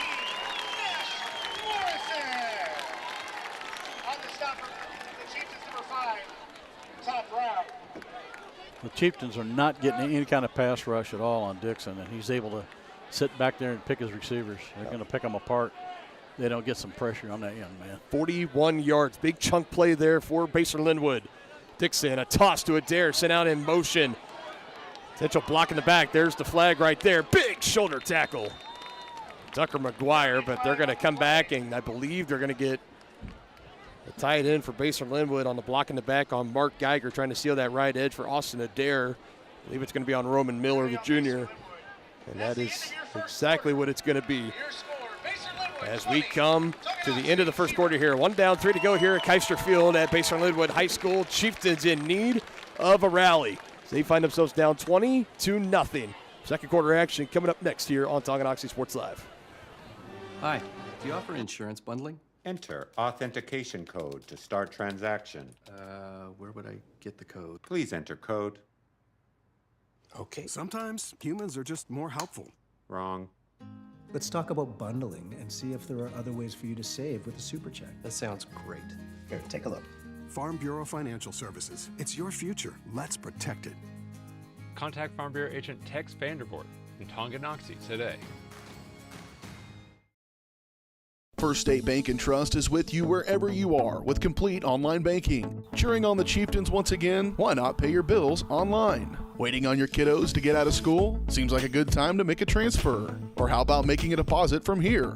Back in the gym for another night? Why not get an e-statement while you cheer on Tongi? And of course, at First State Bank and Trust, you can always bank from right here. Come on in and see us and get your very own Chieftain card. To learn more about all the great ways to bank with First State Bank and Trust, go to firststateks.com.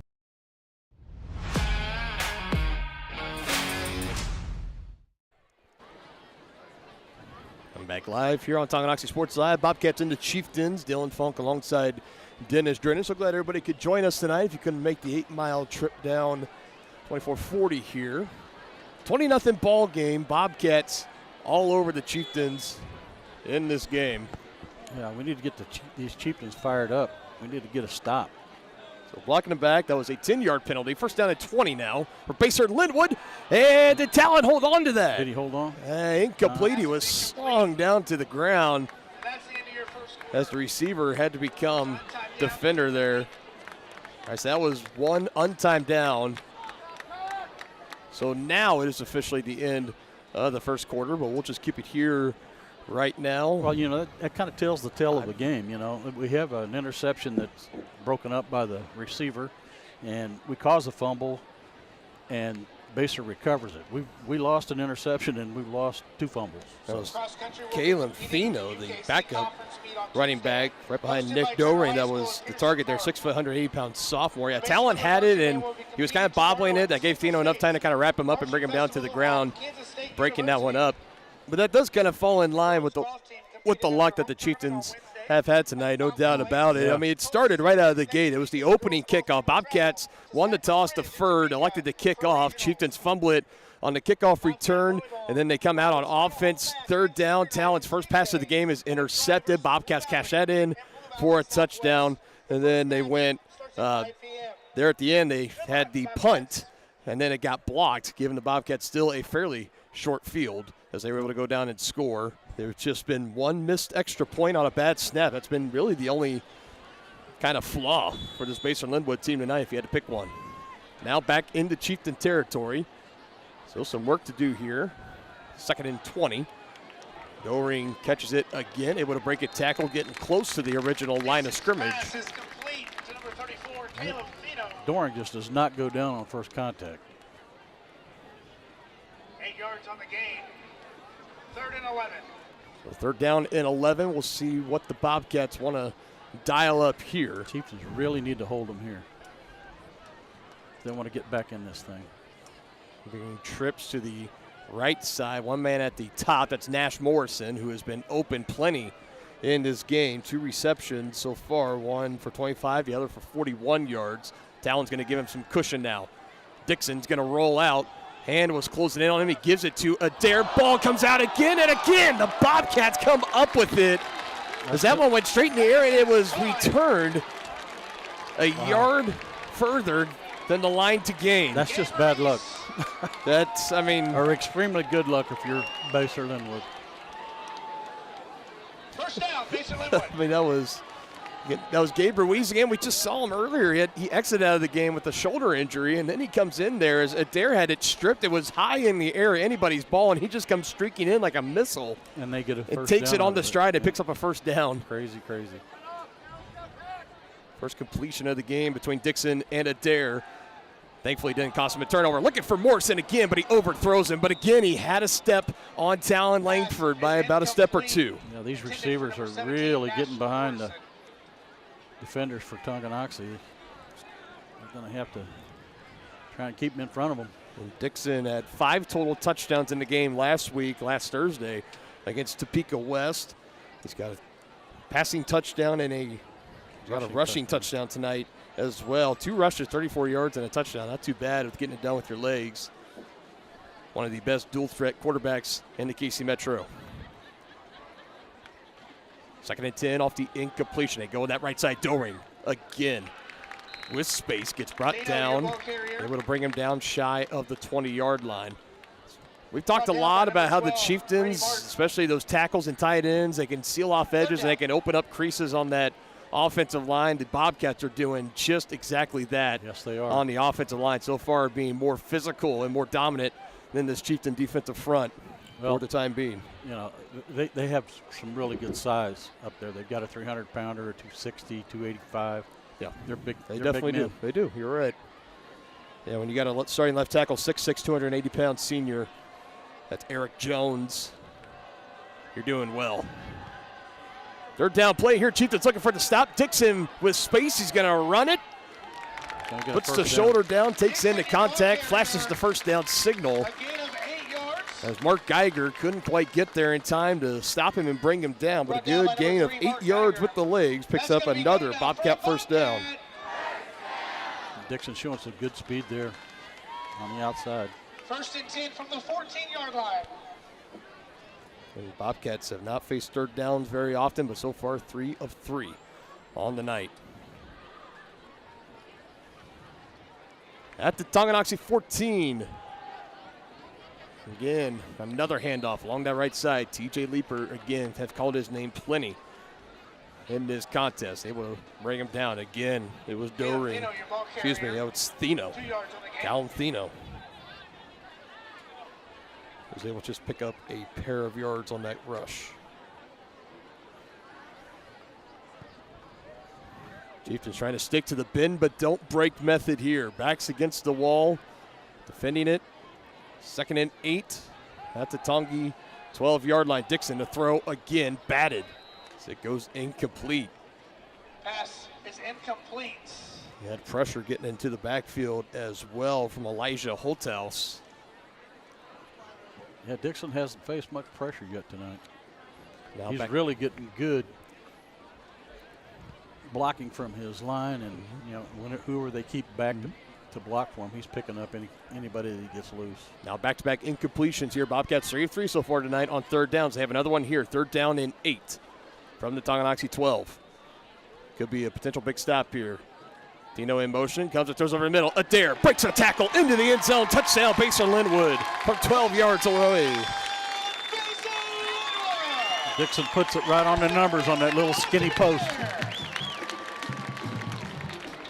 Smoke and mirrors signaling out Caleb Thino out of the backfield along that left side. He initially looked over there one-on-one with Adair, and like you mentioned, that quick stick right in the middle. Marins just could not bring him down. And the Bobcats remain perfect on offense. 4 drives, 4 touchdowns. As this is shaping up right now, if things don't get turned around immediately, it's going to be a long night for the Tonganoxie Chieftains.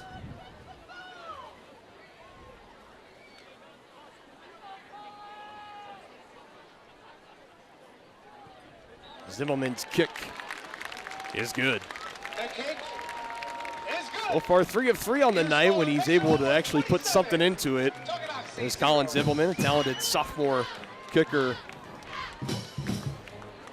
That now makes it a 27-0 ball game. Bobcats leading the Chieftains and setting the tempo in this game early. Again, not sure how many people might have expected this one coming into tonight. A lot of shocked faces on both sidelines so far. But this presentation of Chieftain Athletics tonight is brought to you by Kansas City, Kansas Community College, your higher education partner. Whether you want to take classes in high school or after graduation, KCKCC is in your backyard. Check out how college can help you at kckcc.edu.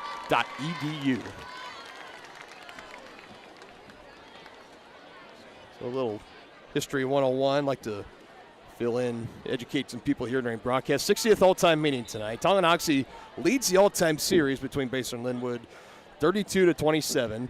Bobcats have won 6 of the last 10 matchups, and if they hold on to this 27-0 lead, they will make it 7 of the last 11. Tongi won last season 34-20. It was the first ever 8-mile showdown where there was actually a trophy involved. It's been in Tonganoxie for the past year.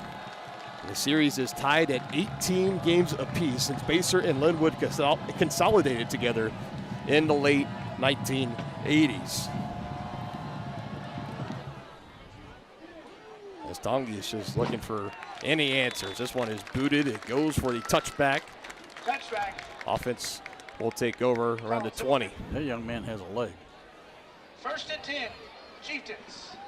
That's the first meeting between these two teams. You got to go back to October 27th, 2017. That was a Tonganoxie 10-3 win. That was the last ever matchup for the Call Valley League Championship. Teams dispersed. Tongi going to the Frontier League. Basehor-Linwood electing to come to the United Kansas Conference, where both teams still remain to this day.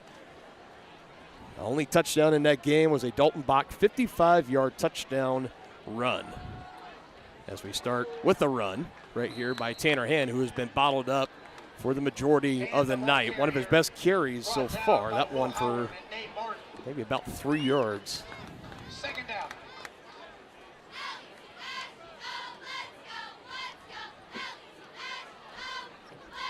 Yeah, the Chieftains are getting beat at the line of scrimmage tonight so far.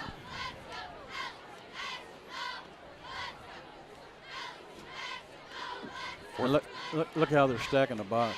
4th possession here for the Chieftains. Todd Brown. Don't see him involved in the rushing game very often. Solid carry here along that right side. Able to lower the shoulder, get a couple of extra yards. And a much needed 1st down picked up here for Tonganoxie. Close to just about a gain of 10.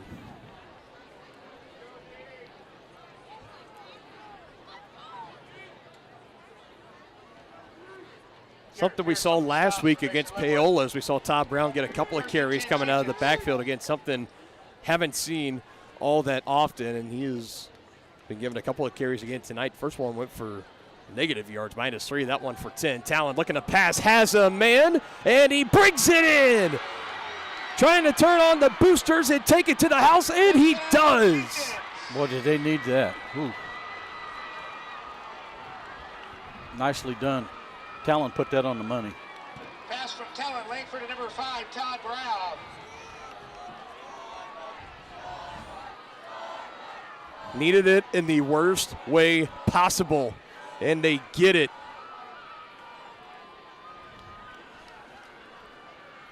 ...67 yards. Set to kick. Bring lob in for the extra point. He held and booted up at the 10-yard line. Good snap, good hold. He'll get over. I don't think it stayed fair, and it did not. No good on the extra point try. Tonganoxie 6. Can't afford to leave points on the field.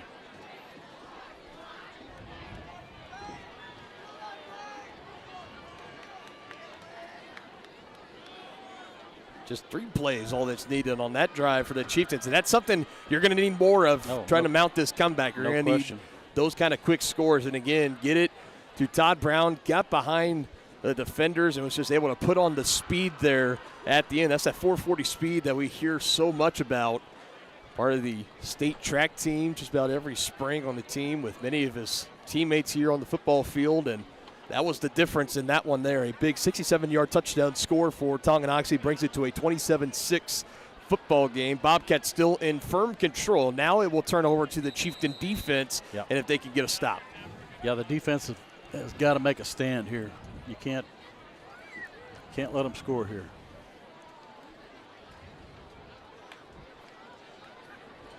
Chieftains can hold them and get another touchdown. They're right back in this thing.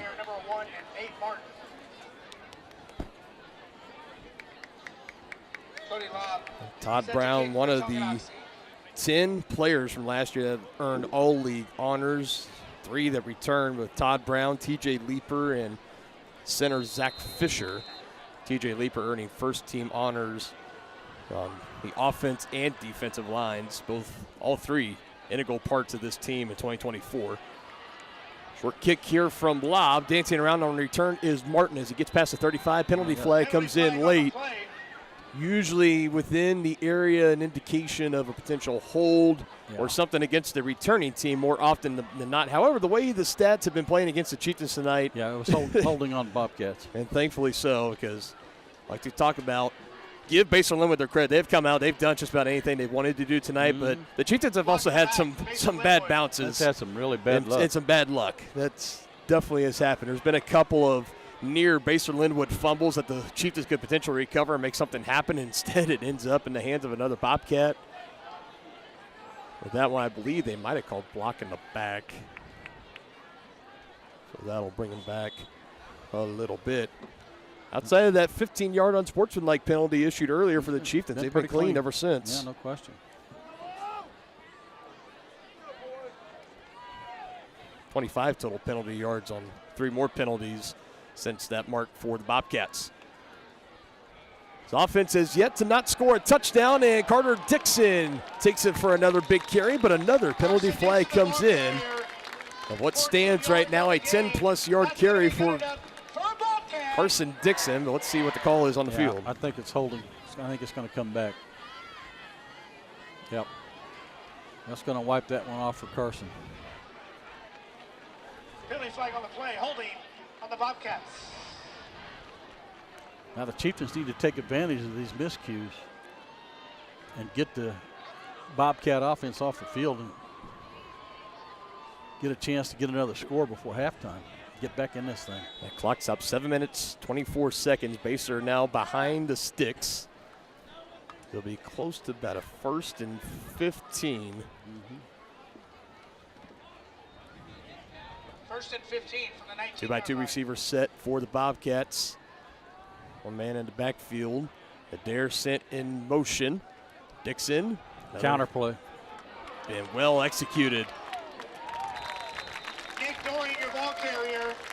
Doring again on the carry there, getting a little closer to that first down marker. Good carry on the 1st and 15 as he got 11. About 11. Or 12. 2nd and 3. Yeah, got 12.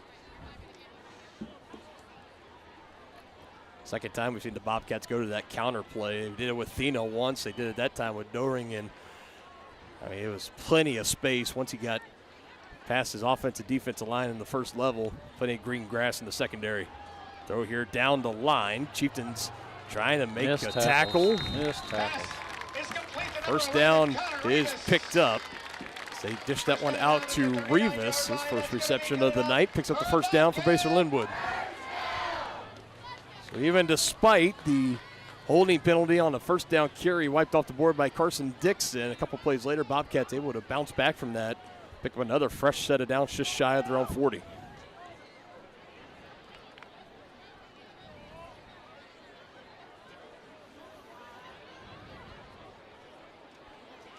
And taking the time, getting the play call, relaying it over to everybody on the offense. 3 seconds on the play clock. Got to get something off quick here. Zero's up there right now, and here comes the flag. I think Carson just might have lost a little bit of how much time exactly he was dealing with. That'll be another 5 yards that the Bobcats will back up.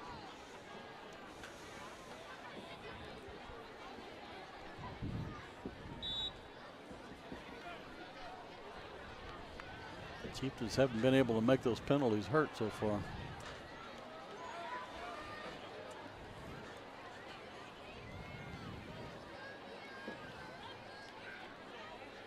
Another 1st and 15 on this drive for Basehor-Linwood. Dixon to pass, a bullet open over the middle. Hit by some defenders. Talon Langford couldn't bring him down. Nash Morrison again. He's been off to a great first half as he takes it about a yard shy of midfield. Gain of about 14 and a half on that one. Langford on the stop for Tonganoxie. Third time that Dixon and Morrison have been able to connect. One of those was for a 25-yard touchdown early in the first quarter.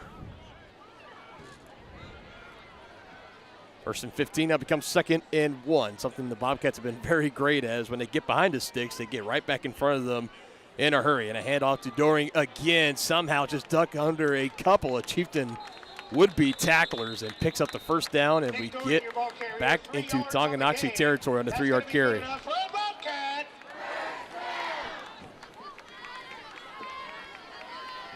And again, I go back to in the trenches right now is such a key and vital part if you could come out as a winner or a loser in a ball game. And right now, you give all the credit to the Bobcats as they got the size advantage and stuff, no doubt. But I mean, you also got to show up and dominate too, and that's exactly what they've been doing all night long.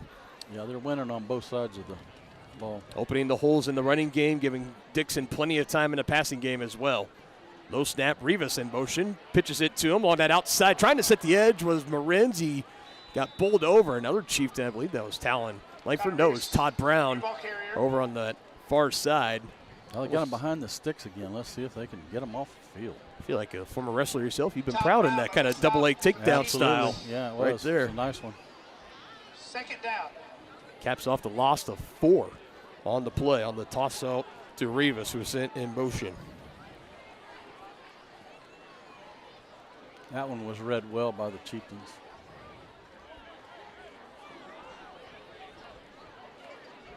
How big is this 2nd and 14 play already? Chieftains trying to get the stop. Play clock again. 1 second. Just get the snap off. Looks like the rush was coming from the Chieftains. It's Tanner Hand that wraps up Doring and brings him down just a yard past the line of scrimmage. 3rd and long coming up here. Chieftains need to hold them here. Don't let a receiver get behind you. 3rd down and 13.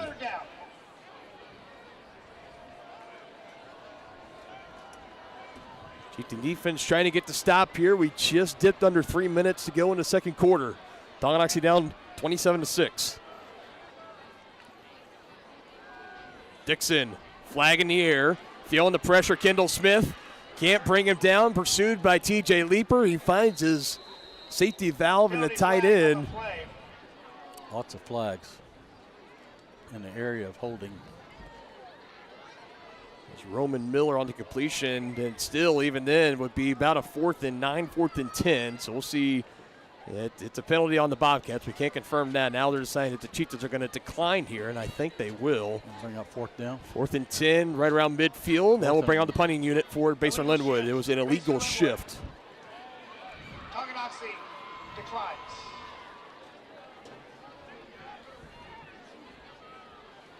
Well, the Chieftains defense showed up, but they only have 2 minutes and 40 seconds to put together a scoring drive. So you expect they're going to have to pass it. Number 27, Will Howard. Well, Howard, one of the best special team punters in the state, able to get it away. Owen Schmidt was back to receive for the Chieftains. It takes a bounce and gets out of bounds to see where they mark it, right at the 15-yard line. Howard's punt sails out of bounds at the 15-yard line. So 85 yards to go the distance here for Tonganoxie. 2:18 to go before halftime in the game. Tonganoxie is down 27-6. It is worth noting that the Bobcats will receive the second half kickoff to get us started. Just again, we can circle back to that opening kickoff fumble by the Chieftains of how costly that could have been. 2 turnovers for the Chieftains tonight. Both of them have been cashed in for touchdowns. So already you're talking about a 13, 14-point swing there just off the turnovers alone. Yep. There's 3 plays before a 67-yard touchdown bomb to Todd Brown. This is Tanner Hand with it. It's going to be a one of his best carries on the night, but unfortunately I believe it might get wiped off the board to a Tonganoxie penalty. It'll be their first since that sportsmanlike early in the first quarter. He'll be holding. Tonganoxie.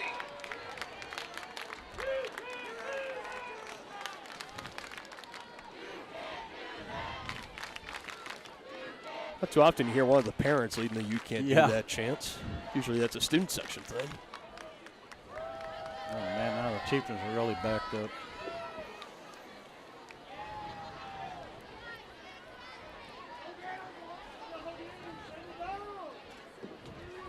First and 10. It's from the spot of where the holding occurred. So this is about a 1st and 18 play.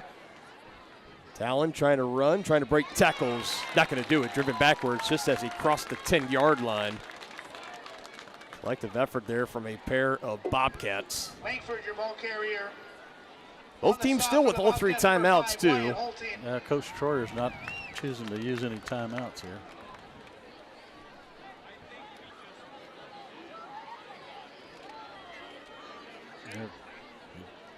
They've had it on the ground the first 2 plays. I think they're just wanting to get to halftime now. Without any more damage done. I'm surprised they don't want to. They want to take at least one more shot. Yeah, I think so. Well, we'll see here. Worried about a pick 6 or Talon pressure throws and pressure was closing in quickly. He just had to try to get it out and out of the realm of intentional grounding. It's just what he did. It goes incomplete. That stops the clock as well at 1:19. So you play a little bit of devil's advocate here. So you were kind of letting the clock run down a lot between that 1st and 2nd down play. Now you have the incompletion from the pressure. Brings up long 3rd down and 14. Clock stopped at 1:19. Again, both teams with all 3 timeouts. We'll see if the Chieftains try to keep it on the ground again and force Basehor to take one of those timeouts, or again try to take a shot here. That's what they'll do on the empty backfield. Talon throws a dart, incomplete. Wide open was Owen Schmidt. It just hit him right in the chest. And that would have been right at the sticks, too, to give him a 1st down. Owen Schmidt. It's 4th down. Now, Chieftains will be punting from their end zone, and remember they've already had 1 block tonight. So Talon's going to have to get this one off. 1 of 4 on 3rd downs in this first half for Tonganoxie. Back deep for Basehor-Linwood. 3 of 4 are the Bobcats. 27-6 ball game. Basehor-Linwood with the lead. Pressure coming again. Talon able to get it away. Calls Peter. Looking for a good Tonganoxie roll here.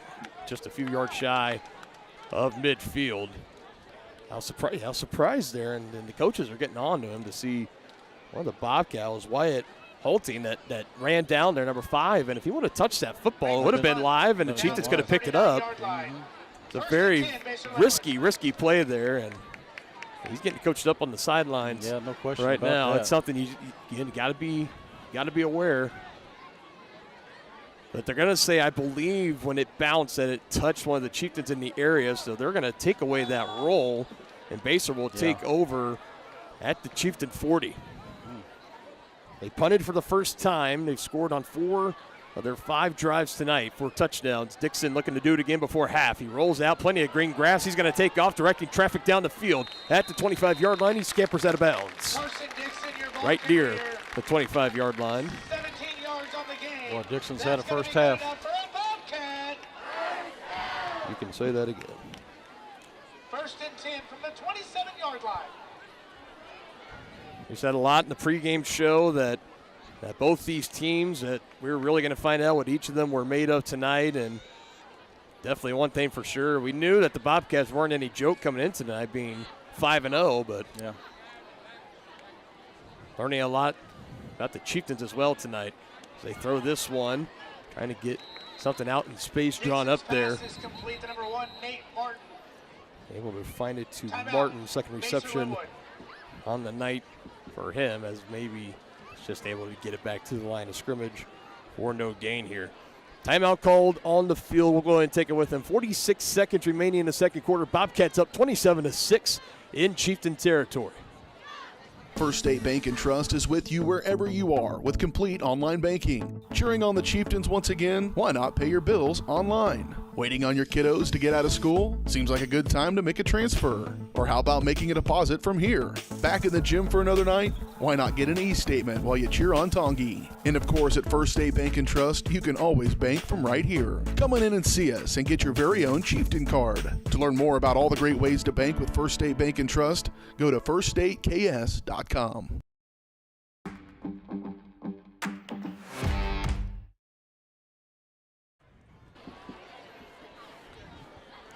Last timeout was taken by Tonganoxie. So we're left with 2 remaining now. Bobcats still with all 3.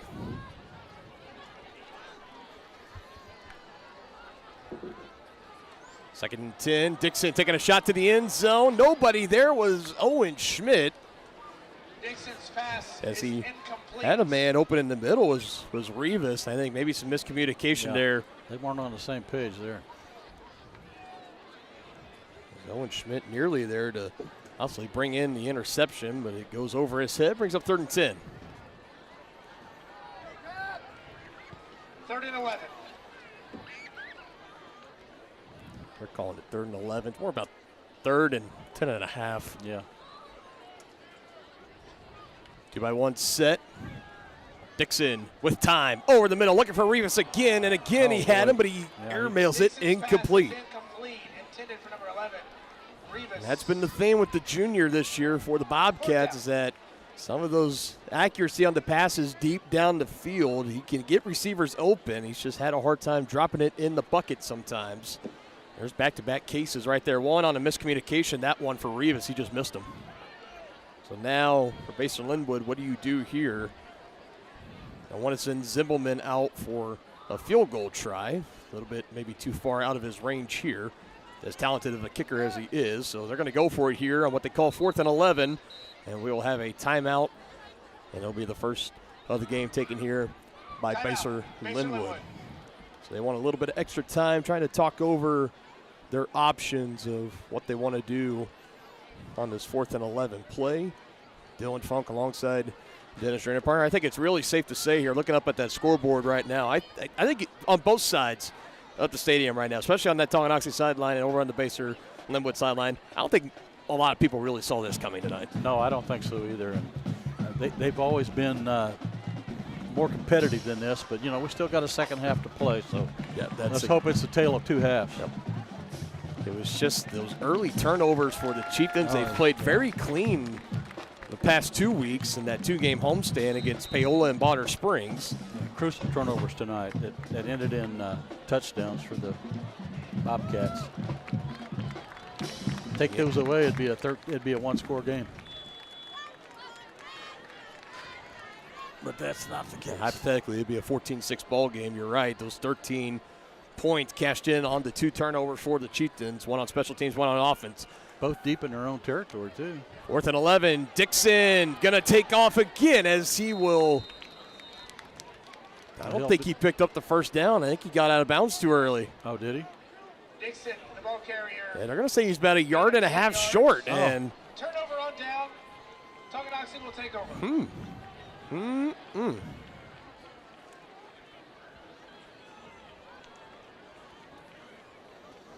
must have just misread the sticks because he wasn't forced out. I mean, it was close. Chieftain defenders were crashing in, and, quarterback, you want to play it safe and don't want to put yourself in harm's way necessarily. Plus, you're playing with the big, it's not like you're down 27-6 either. If roles were reversed, I think Coach Schroyer would tell Talon lower the shoulder a little bit, try to get those extra yards, but not the worst case scenario there. So we'll see if the Chieftains can do something with it. A big carry here for Tanner Hand. Look at him go up to the 40-yard line. Potential. They were right up around the area of a horse collar tackle. We got flags back near and behind the line of scrimmage. Yes, doesn't look good for the Chieftains. Yeah, they're walking back. Penalty flag on the play. Another big Tonganoxie play is going to be wiped up the board. Well, now we're talking with Coach Rod Stahlbaumer what he wants to do. 10th year as head coach for the Basehor-Linwood Bobcats. Overall 80-30 in his career here.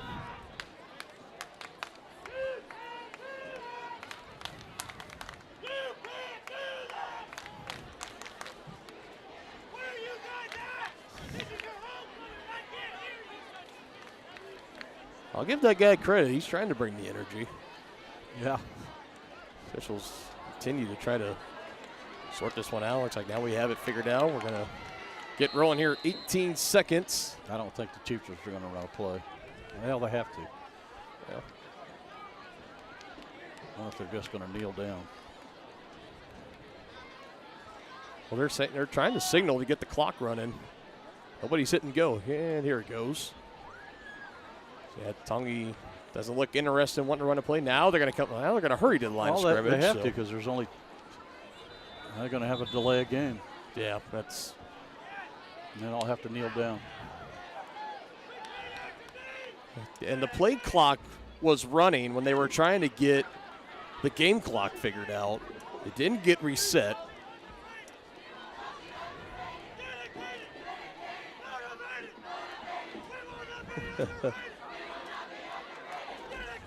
Man, it just continues to.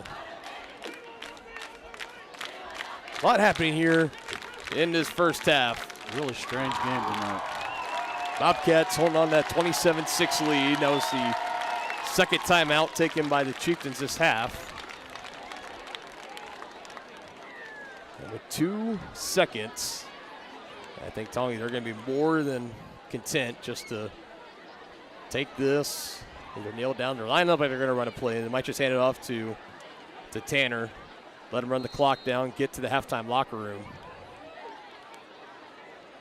Now they're just going to go with a knee, and that will do it. So that'll hurt the average yards per carry on the night for Talon, but nonetheless, a first half that did not go the way that anybody could have imagined comes to an end, especially for the Chieftains. They find themselves down 27-6 at halftime against their rivals, the Basehor-Linwood Bobcats. We'll be back to break down this first half and more with the White Birch Property Realty Executives halftime show coming up next here on Tonganoxie Sports Live.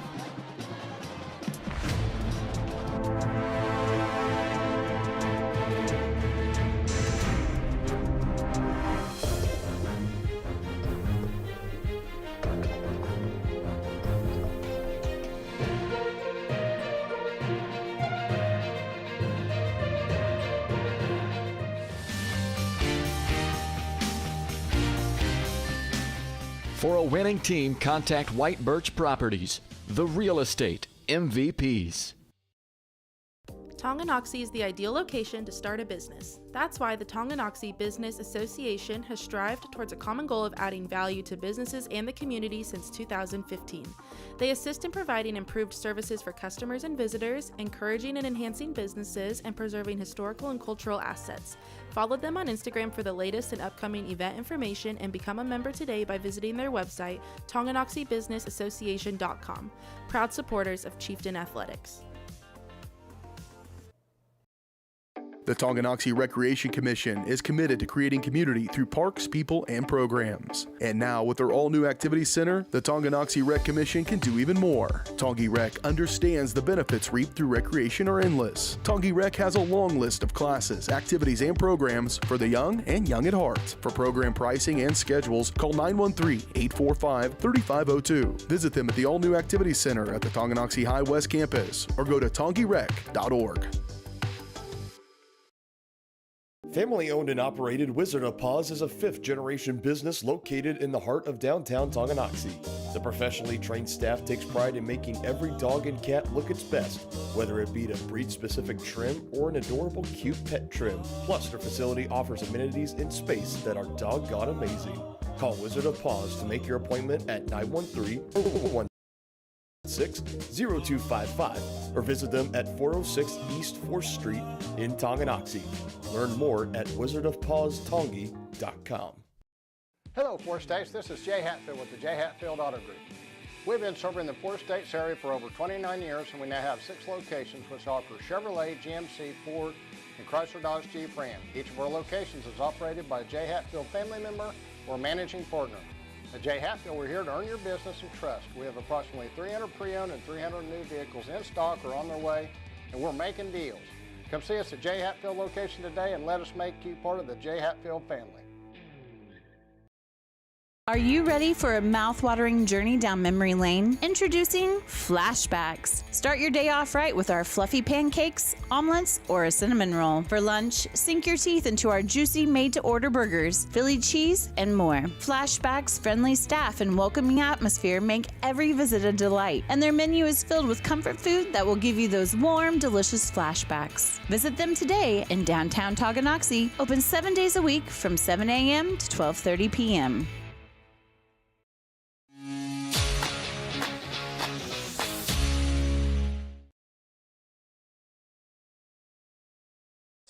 Golf for 3 years, softball for 2 years. Welcome back here on Tonganoxie Sports Live as we now move along into the White Birch Property Realty Executives halftime show. At White Birch Properties, they're ready to help lead you to success in the real estate game. Visit them at 1203 State Avenue, Suite B in Tonganoxie, or call 913-417-1007 as the homecoming festivities continue here for Basehor-Linwood and company. Halftime score, Bobcats 27, Chieftains 6. And, I mean, just shocking how that first half really went. And it was doomed almost kind of right out of the gate. Yeah. You get the opening kickoff if you're the Chieftains. It's fumbled right away. Bobcats punching in for a touchdown 3 plays later. You come out the next drive, 3rd down. You throw the interception. They punch it in for a touchdown 4 plays later. Do the Bobcats 13 points off turnovers in that first half for Basehor-Linwood. And as you mentioned there towards the end of the second quarter is that you take that off the board right now. Hypothetically, this should be a one-possession ball game right now. Yeah, but, they're self-inflicted wounds, and they came up and give Basehor credit. They took advantage of it, and they're ahead by 3 touchdowns. And they've done it on, we've seen them get through and get the block punt as well. I mean, it didn't set up in like a big return or anything, but it was still a chance for the Chieftains to try to pin them deep inside their own 15, 10-yard line, whatever. Instead, they took over right near midfield, scored later on that. That was a Carson Dixon run-in touchdown, I believe, where he got a big block downfield from Nash Morrison as he has continued to have a great first half. We'll have stats totaled up here a little bit later on in the White Birch Property Realty Executives halftime show. And, I mean, the only really thing that was going for the Chieftains there is on their it was the 4th possession for them, where it was just 3 plays was all they needed. They went through the air. They had that big play, 67 yards, the bomb from Talon Langford to Todd Brown, able to take it to the house. They missed the extra point for Cody Lobb. So that's where they stay at 27-6.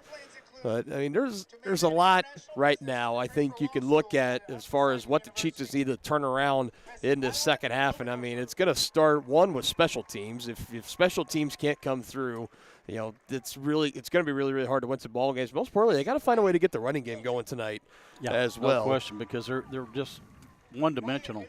They haven't been able to open up with that exception of that one long pass. That's it for the night. Yeah, I mean, we got 4 carries for 18 yards for Talon, 3 carries for 5 yards for Tanner, and you have 2 carries for 7 yards. One of them was for 10 and the other for -3 yards for Todd Brown, and that's about it. Todd Brown has all 3 receptions in the game, including that 67-yard touchdown reception.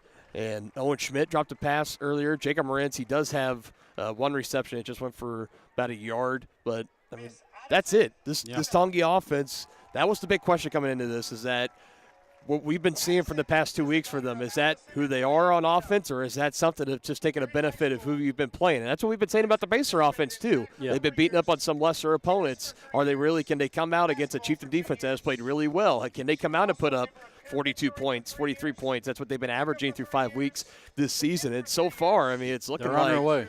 Yeah, both ways. It's this Chieftain offense is having a hard time trying to get past this Basehor-Linwood defense. Meanwhile, for the Bobcats, yes, they've taken advantage of short fields and turnovers, but, you know, when that offense gets out on the field, their biggest miscue on the night, if you ask me, was there at the end when Carson Dixon ran out of bounds about 1.5 yards short of the first down mark. Outside of that, I mean, I think if you're Coach Rod Stahlbaumer right now, sure, you're going to find things to critique and you want to get better on, but I still think you got to be really pleased with the way your team played.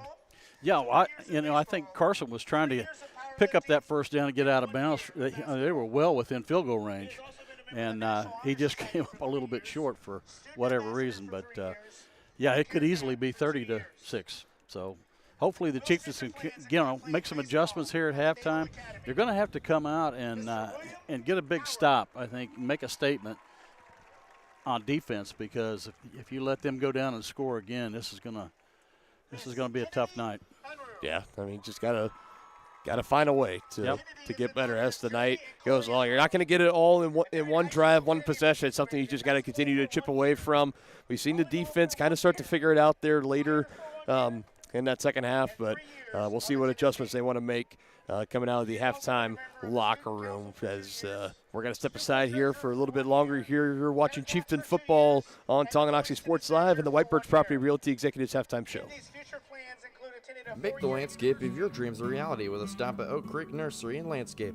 Just 15 minutes outside of Tonganoxie, come explore their full nursery of plants, trees, shrubs, annuals, and perennials.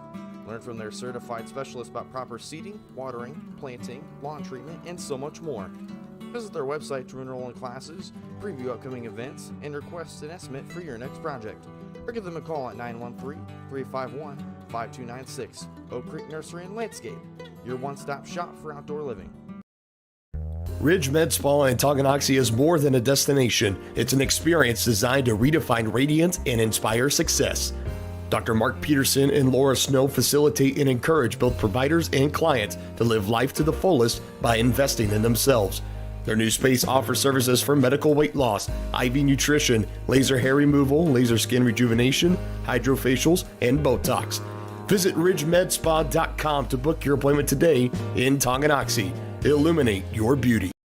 The same look and location of a classic drugstore with the services and supplies of a modern pharmacy. That's what you'll find at the Downtown Drug Store in Tonganoxie. Of course, Downtown Drug is the local choice for your prescriptions and health needs, but did you know they have the best selection of Tonganoxie Pride and Chieftain game day gear in town? And a whole lot more. Cards, gifts, home decor, and even the best way to satisfy that sweet tooth. The Downtown Drug Store. Call 913-369-3800 or visit them online at thedowntowndrugstore.com. Has your furnace left you out in the cold? Pipes plugged? Are you underwater with your water heater? If so, you'll be glad you called Ladd. Ladd Service Company in Tonganoxie has been your heating, cooling, and plumbing specialist since 1986. Ladd is your dealer for top quality brands like York, Aprilaire, and Wolverine Brass. Plus, they maintain and service all other brands. Schedule your appointment by calling 913-369-3509. Visit laddserviceco.com to see why you'll be glad you called Ladd. Midwest Chiropractic Center is a friendly and caring clinic providing comprehensive care for your chiropractic, rehabilitative, and fitness needs. Upon entering one of our offices, you are treated like family. The staff cares about your health, and their approach to care proves it. With 3 locations in Tonganoxie, Lansing, and Bonner Springs, plus some Saturday hours, Midwest Chiropractic Center is dedicated to offering affordable, gentle chiropractic care. Midwest Chiropractic Center, getting you back to active.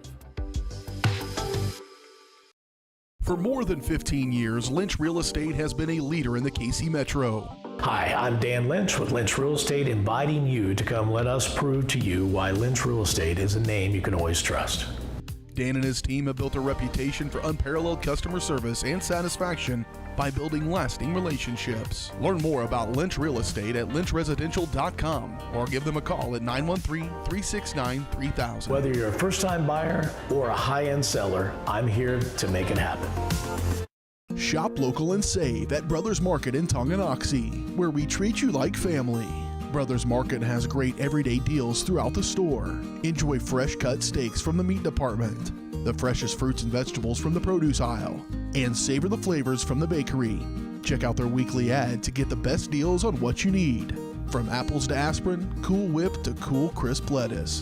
Brothers Market, open daily. Learn more at shopbrothersmarket.com. At Kansas Insurance, we know one size doesn't fit all. In fact, our whole mindset is based on customized policies for you and your families. We're local, and we do what we do because we care about you. Think of us as brokers for your insurance needs. Working with Kansas Insurance gets you the award-winning service and attention to detail that only an independent agency can provide. All across Kansas, we're here to help you manage and plan for all types of risk. Contact a local agent today. Kansas Insurance. Local, independent, serving you. A great collision on the field? Awesome. An awesome collision on the road? Not so great. If that bad play does come your way, take your car to S&S Auto and Body Shop in Tonganoxie. S&S has been the area's premier auto collision repair center since 1972, working on all makes and models, glass replacement, bumper repair, fiberglass and plastic, color matching, and so much more. And they work with all insurance companies. Get your ride back in the game and learn more at snsautoandbody.com or call 913-369-3193. When it comes to rehabilitation, despite what you're told, you can choose where you want to go.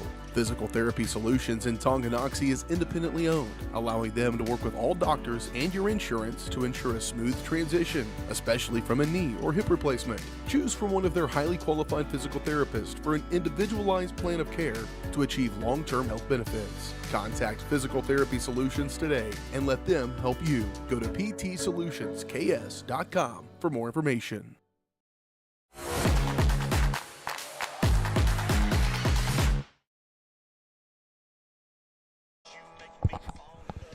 Back in here, halftime on Tonganoxie Sports Live. Bobcats up 27-6 over the Tonganoxie Chieftains. This is the second official iteration of the 8-mile showdown, as they have called it. So I'm sure everybody remembers last year after the Chieftains' two-score win at home that there was a trophy that was awarded, and we got to see the players take pictures with it and pass it around. There's a photo online, too, if you follow Athletic Director Josie Eastis on Twitter, or now X, I guess. There's a good picture of them in the locker room holding it up.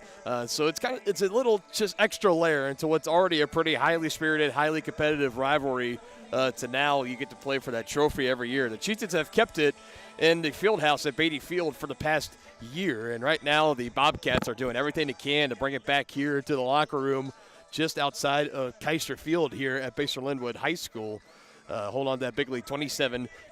So a couple of numbers here for the Chieftains. We've seen that Basehor offense out there plenty tonight, more than we've seen this Tonganoxie offense. A big part of that was those two turnovers that we mentioned. One on the fumble on the opening kickoff by Tonganoxie, and Alex Stevens, he was bringing it out, and I mean, it was just one of those, he was sandwiched by a couple of defenders. It popped loose. It's nothing, too much more you can really do about it. You tip your cap and you try to move on from it.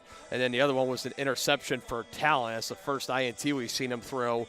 You got to go back to the Lansing game where he was hit from behind and threw a pick six in that game. And fortunately, both the turnovers in this game have resulted in touchdowns for Basehor-Linwood. But some numbers here for you. Talon through the air, 4 of 8, 69 yards, 1 touchdown. Does have that interception like we mentioned. Tanner Hand limited so far in that first half, 3 carries for 5 yards. Talon leading the way on rushing, 4 carries, 18 yards. Haven't had a carry yet from Brady Martin. And Todd Brown, 2 carries for 7 yards, one of those for 10. And then he did have one for a 3-yard loss. So that's how that figures in there. Todd Brown leading the way in reception again, or receiving, I should say. 3 receptions, 68 yards, and a touchdown, including that 67-yard bomb. He did have one also for 5 yards, and then also had one for a 4-yard loss. You don't see that all too often. It was a great play made by one of the defensive backs for Basehor-Linwood. Just Jacob Moran's just 1 catch, 1 yard so far. Owen Schmidt, he had that big drop there towards the end that would have put the Chieftains right at the sticks, but eventually time was just kind of wearing down them, had to end up punting it away. The Bobcats weren't able to score on that, but it was a big drop nonetheless from Owen Schmidt, who we've talked about, just 1 reception over the last 3 weeks. He's held without a reception in back-to-back weeks against Paola and Bonner Springs, and he dropped a potential big catch, and he was open too. It was right at the sticks, would have given the Chieftains a first down, so we'll see if he can bounce back moving forward in the second half. So far, and for the player of the game, I think, partner, you'd have to give it to Carson Dixon, right? When you have to imagine. 10 of 17, 155 yards, 2 touchdowns with his arm, and then running it himself, 4 carries, 59 yards, and a touchdown as well. Yeah, you can't do much better than that in a half. You really can. Nate Doring, who got off to that big start, had a big 11-yard carry, and he had a touchdown. I think it's a short field off one of the Tonganoxie turnovers, but outside of that, 13 carries, 46 yards, does have that 1 touchdown. I think they've done a good job of able to limit him at least. But like we mentioned with this Basehor team, there's so many great weapons. Nash Morrison has had a couple of really big receptions. Aiden Adair, 2 receptions, 24 yards and a touchdown. We've seen Rivas get involved. And this is all happening while we also see Carson Dixon miss a lot of guys too that have been open. So this is a case right now as we're starting to see the players start to come out. Halftime will be over here in about 6 minutes, 7 minutes or so. But there was a couple of deep throws that Carson missed that was in the end zone that would have been touchdowns. Yeah. So this could be worse. I can count right now 3 of them. Shots to the end zone. 2 of them were just missed. Yeah, one of them was a pure miscommunication. He thought he was going to break out more towards the back corner of the end zone. He instead came back over towards the middle. So, yeah, for this Chieftain defense, I think obviously in that secondary, they've been giving these receivers cushions, but they've still been able to find a ways just to run by them. Yeah. You got to find a way to limit that because you give Carson Dixon enough shots at it down the field. He's going to connect on more. He's going to hit one of these big ones. And I think if you're Tonganoxie right now, if they come out on this opening drive, they're going to receive the opening kickoff. If they get a big hitter like that, 40, 50, 60-plus yards through the air, that could be the knockout blow in this game. Yeah, no question about it. And you got to hope if you're a Chieftains fan, which we are, that you got to get a stop on this first drive. You just can't afford to give up a long scoring drive or even a quick strike because it's going to be tough enough to get back in it with behind 3 scores and only a half to go. But we'll see what happens. Yeah, by far the biggest challenge that the Chieftains have had to face so far this year. I mean, they really haven't trailed in any of these games by more than maybe 1 possession. Maybe I'm trying to think back to Lewisburg at maybe 1 point in that game. Maybe they were down by 10 points. I think they might have been. But, I mean, largest halftime deficit by far, largest deficit of the season. So they got 2 more quarters to play, 2 down, 2 to go here at Keister Field at Basehor-Linwood High School. And we'll see just how the Chieftains respond. As right on cue, they are making their way out of the halftime locker room, and we'll see how they respond here coming up in the second half. You've been watching the White Birch Property Realty Executives halftime show. We'll be back with second half action after this on Tonganoxie Sports Live, your home for Chieftain Athletics. When it comes to rehabilitation, despite what you're told, you can choose where you want to go. Physical Therapy Solutions in Tonganoxie is independently owned, allowing them to work with all doctors and your insurance to ensure a smooth transition, especially from a knee or hip replacement. Choose from one of their highly qualified physical therapists for an individualized plan of care to achieve long-term health benefits. Contact Physical Therapy Solutions today and let them help you. Go to ptsolutionsks.com for more information. Midwest Chiropractic Center is a friendly and caring clinic providing comprehensive care for your chiropractic, rehabilitative, and fitness needs. Upon entering one of our offices, you are treated like family. The staff cares about your health, and their approach to care proves it. With 3 locations in Tonganoxie, Lansing, and Bonner Springs, plus some Saturday hours, Midwest Chiropractic Center is dedicated to offering affordable, gentle chiropractic care. Midwest Chiropractic Center, getting you back to active. Make the landscape of your dreams a reality with a stop at Oak Creek Nursery and Landscape. Just 15 minutes outside of Tonganoxie, come explore their full nursery of plants, trees, shrubs, annuals, and perennials. Learn from their certified specialists about proper seeding, watering, planting, lawn treatment, and so much more. Visit their website to enroll in classes, preview upcoming events, and request an estimate for your next project. or give them a call at 913-351-5296. Oak Creek Nursery and Landscape, your one-stop shop for outdoor living. Has your furnace left you out in the cold? Pipes plugged? Are you underwater with your water heater? If so, you'll be glad you called Ladd. Ladd Service Company in Tonganoxie has been your heating, cooling, and plumbing specialist since 1986. Ladd is your dealer for top quality brands like York, Aprilaire, and Wolverine Brass. Plus, they maintain and service all other brands. Schedule your appointment by calling 913-369-3509. Visit laddserviceco.com to see why you'll be glad you called Ladd. Are you ready for a mouth-watering journey down memory lane? Introducing Flashbacks. Start your day off right with our fluffy pancakes, omelets, or a cinnamon roll. For lunch, sink your teeth into our juicy made-to-order burgers, Philly cheese, and more. Flashbacks' friendly staff and welcoming atmosphere make every visit a delight, and their menu is filled with comfort food that will give you those warm, delicious flashbacks. Visit them today in downtown Tonganoxie, open 7 days a week from 7 a.m. to 12:30 p.m.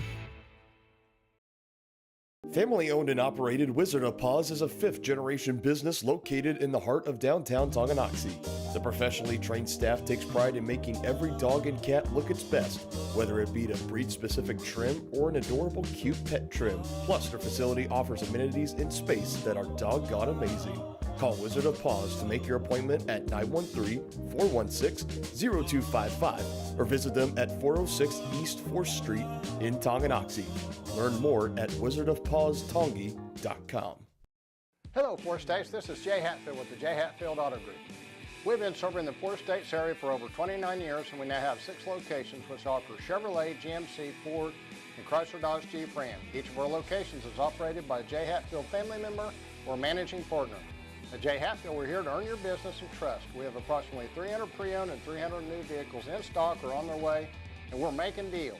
Come see us at Jay Hatfield location today and let us make you part of the Jay Hatfield family. At Kansas Insurance, we know one size doesn't fit all. In fact, our whole mindset is based on customized policies for you and your families. We're local, and we do what we do because we care about you. Think of us as brokers for your insurance needs. Working with Kansas Insurance gets you the award-winning service and attention to detail that only an independent agency can provide. All across Kansas, we're here to help you manage and plan for all types of risk. Contact a local agent today. Kansas Insurance. Local, independent, serving you.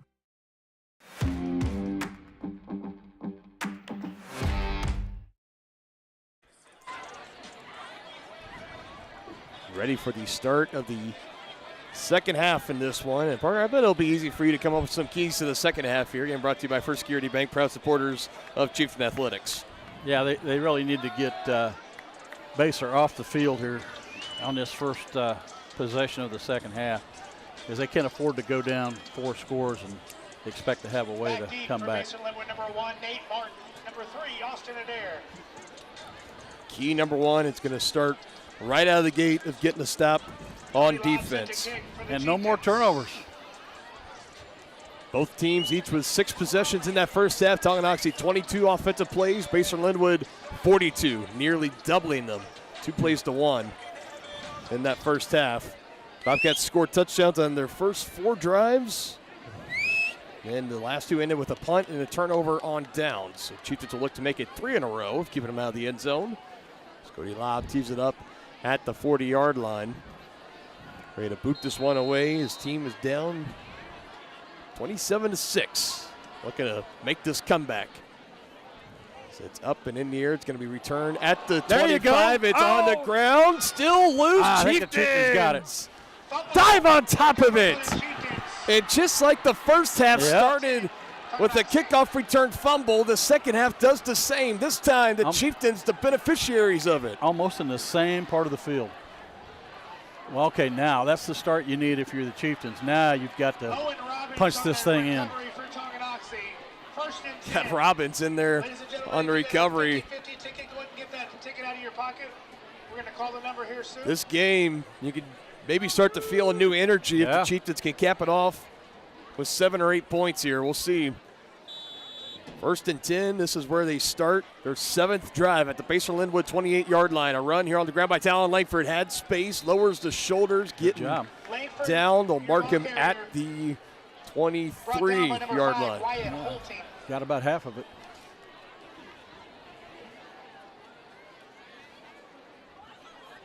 $18 rushing yards in that first half for Talon. 5 on the carry there, makes 2nd and 5.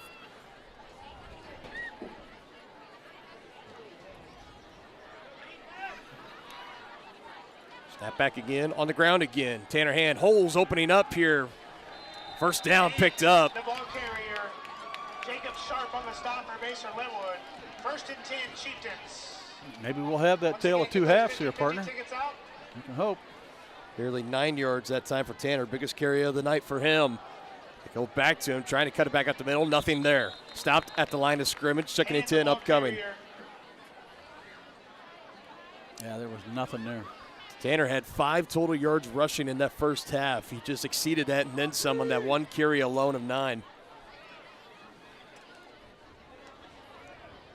2nd and 10 now, still from the Basehor-Linwood 14. Tonganoxie trying to capitalize the first turnover of the game by the Bobcats, fumbling in on the kickoff return to start this second half. 2 in the backfield for the Chieftains. They hand it off, going to the left side. Instead, it's up the middle. Talon Langford fooled us all, including me. He kept it himself and took it for about, Langford, the ball carrier, maybe about just 3, maybe 2. Yeah, just 2. 3rd down. No, they were a yard behind the sticks, so. Something the Chieftains haven't been great at tonight on 3rd downs. 1 of 4 in that first half. They face a big one here. Well, you got to say this is 4-down territory. 3rd down and 8. 2-by-1 set, and everybody moves. False start, Tonganoxie. Ah, you can't have that. Ladies and gentlemen, the 50-50 ticket, winning ticket number 834-739. 834. Costly turnover. Backs the Chieftains up 5 yards, 3rd and 8. Claim your winnings. Now backs it up, 3rd and 13. Again, that 1 for 4 mark. Chieftains will try to counteract that here on this play. 2-by-1 set again. 2 receivers to the near side. They hand it off. Tanner Hand. This could be an indication of 4-down territory as he takes it inside the 10. They're going to mark him down right at the 10-yard line. That's a solid carry. Yeah, there's no question. You're down 3 scores. You've got to go.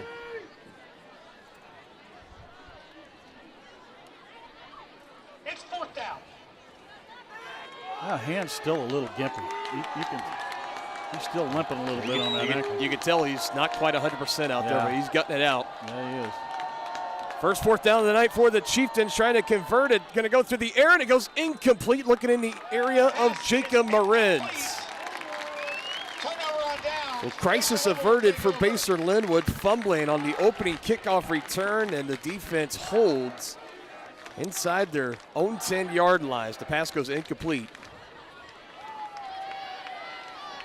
Yeah, Chieftains unable to capitalize on that big turnover. Come out of it with 0 points.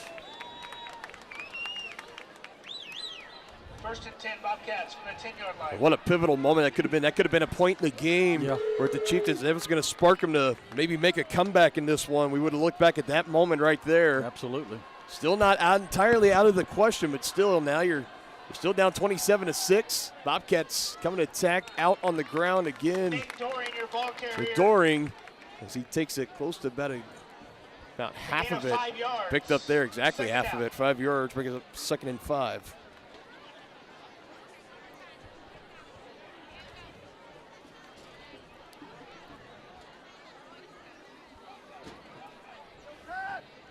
Doring just limited to 46 yards in that first half for Basehor-Linwood.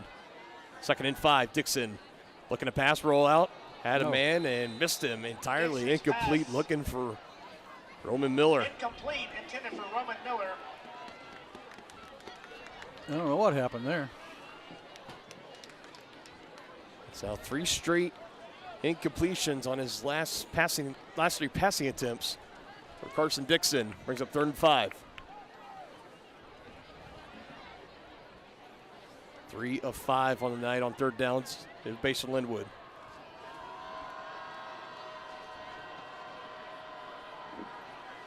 And Adair in motion. Snap is back to Dixon. Throw over the middle, looking for Miller. And did he bring it in? He did, right at the first down mark. Needed 5. That's exactly what he got. He flashes the first down signal over that Tonganoxie sideline. Rowan Miller, that's going to be good enough for a Bobcat. First reception of the night for Roman Miller. And the Bobcats continue to keep pace on third downs this evening.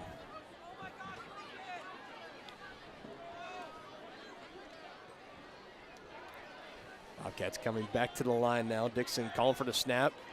Fakes to get to Doring. Runs it himself on that left side.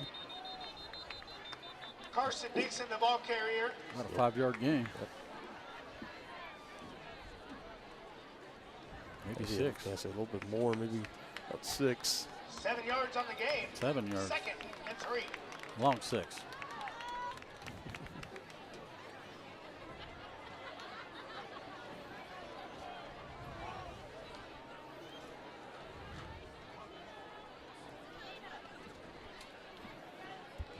There again in motion, no.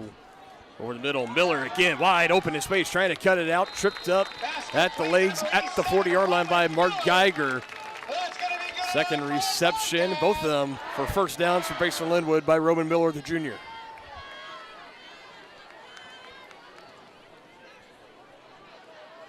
First and 10 from the 39-yard line.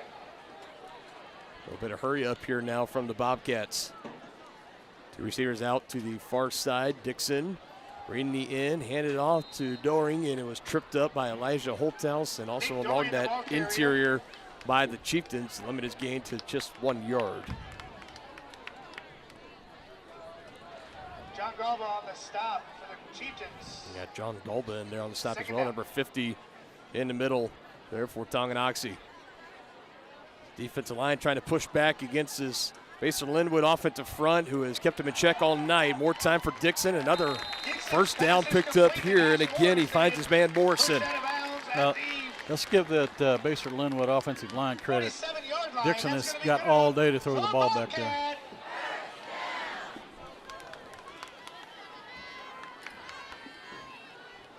.13 that time on the connection from Dixon to Morrison.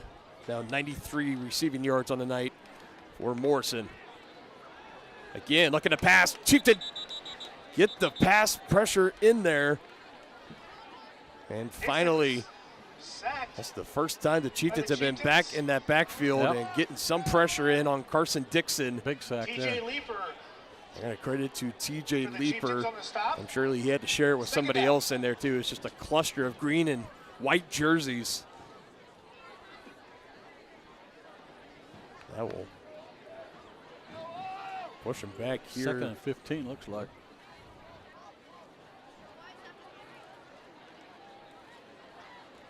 That'll loss of 6 yards on that play.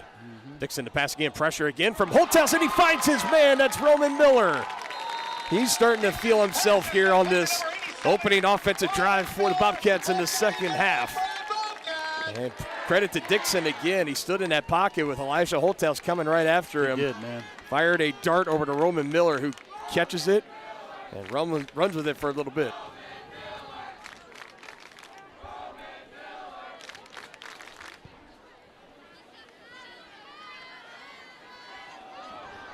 Another pass, caught! Touchdown, Basehor-Linwood, touchdown, Nash Morrison, his second of the night. And what a throw by Dixon there. He missed a couple of deep throws. He put that one right on the money.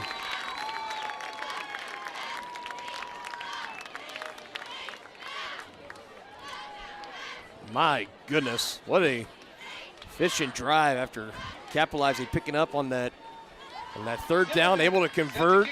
It was a lot of Roman Miller, the former Tonganoxie Chieftain, and it caps off on a 31-yard touchdown pass down the field to Nash Morrison, excuse me. That's got to be getting close to over 200 yards passing for Dixon. Yeah, he's over it now. Nice snap, able to be brought in. Zibelman's kick is good. The kick is good. The Bobcats continue to pour it on here for the Chieftains, despite that fumble on the opening kickoff return Bobcat defense gets the stop. Bobcat offense comes back out and scores, extending their lead up 34-6. We'll be back in 30 seconds after this quick timeout on Tonganoxie Sports Live.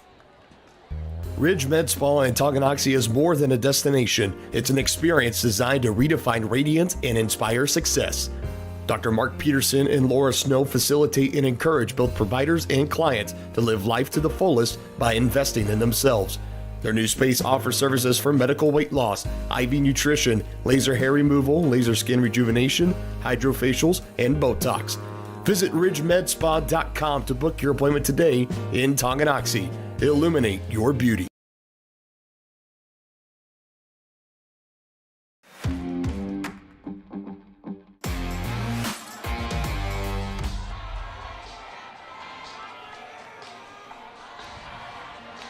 Seventh drive for the Bobcats.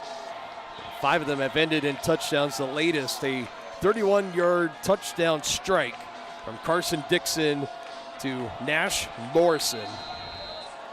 Now over 100 yards receiving on the night. Carson Dixon over 200 yards throwing on the night.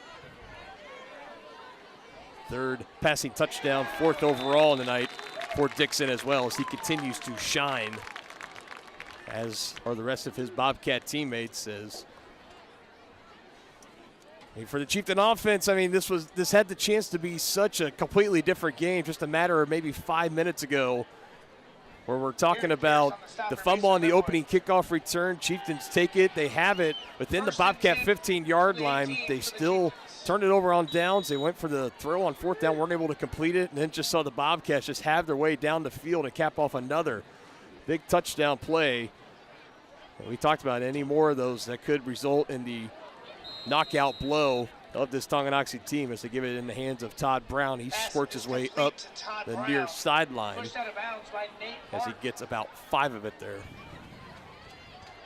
Gain of 4 yards.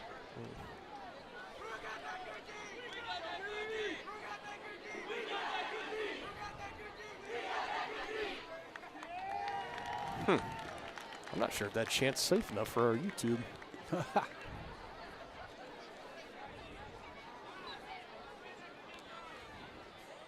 Been an energetic crowd here tonight at Basehor-Linwood on homecoming night, and seeing their team play well, as this one just wasn't going anywhere from the start for the Chieftains.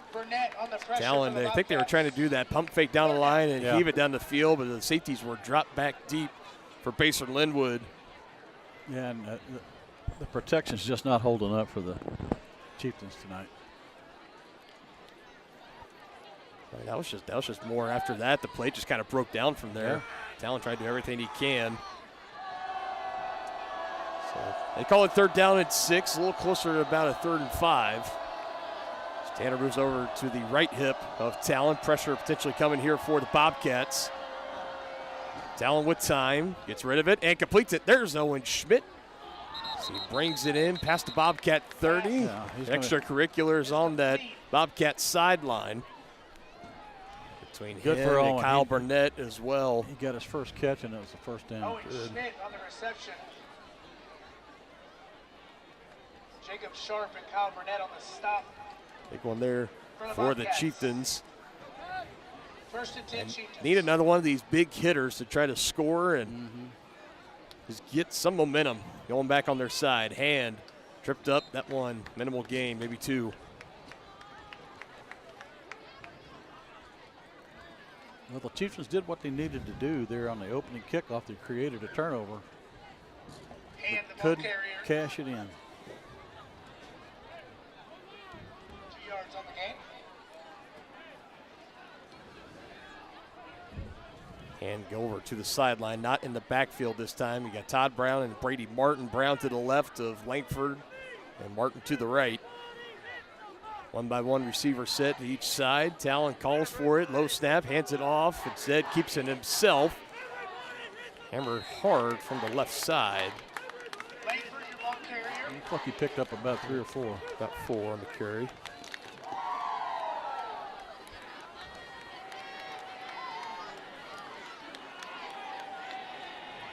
Still 3rd down and 4 to go here, and I think it goes without saying now, the rest of this game, it's 4 down territory for Tonganoxie. Yeah, well, it'd be interesting to see if the Chieftains face a fourth down here, if they'll go and give Basehor that short field again. We'll just have to see. 1 of 5 on third downs tonight for Tongi. They're going to go at it again. Student body to the right. Tanner Hand wrapped up in the backfield. It's going to be a loss on the play.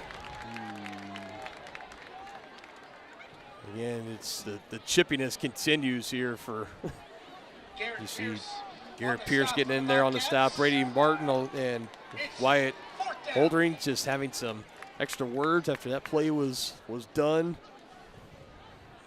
And so much for my fourth down territory comments. The Chieftains are going to bring the punt unit on to kick it away.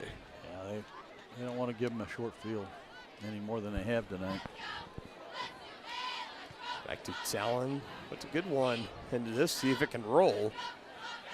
And it will inside the 20. And will die out just shy of the 15. So good job on the boot by Talon Langford, able to flip the field. And that is where we will see this Bobcat offense come out and take over here. Chieftain football tonight is brought to you in part by Grounded Coffee House. Established in 2022, Grounded Coffee House serves great coffee with an even greater cause. To learn how you can help make a difference and to support, follow them on Facebook and check out their website, Grounded Coffee House, Tonganoxie.org.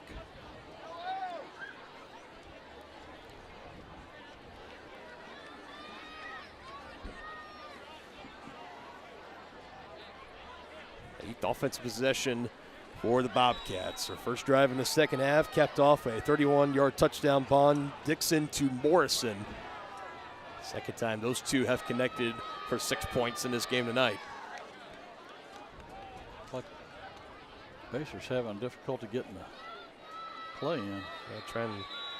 Definitely something was giving them issues. I think they're going to have to burn one of their timeouts here, and they will. I think it was a personnel thing. They were looking for one of their linemen. He was a little bit late getting in there. Not too sure. I haven't seen that very much before. I don't know what was going on there.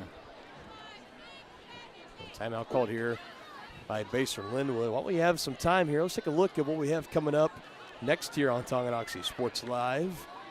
As we're coming down the home stretch of the fall sports season, we'll be back in Chieftain Arena this Tuesday for more volleyball against Spring Hill, and then football the rest of the way. Next week at Eudora, back home on senior night versus Ottawa, and then the Week 9 postseason matchup on November 1st. So we'll have a little bit more on our upcoming schedule a little bit later on. Meanwhile, out of the Basehor-Linwood timeout, they hand it off on the ground for a minimal gain on first down.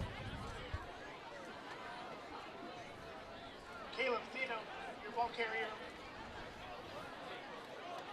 Gain 2 yards.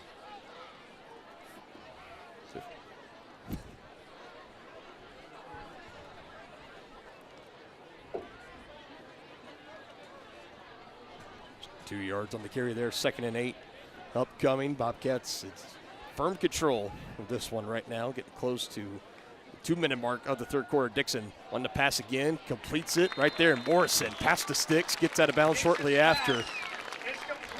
And Dixon throws a nice tight spiral. That's going to be good enough for the Bobcat.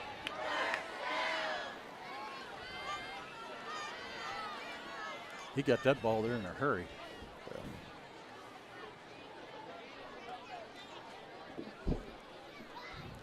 Coming into this game, it was Austin Adair that was the leading receiver with 257 yards and 5 touchdowns. And Nash Morrison is making a case for himself to reclaim the lead there as they go run back up the middle again.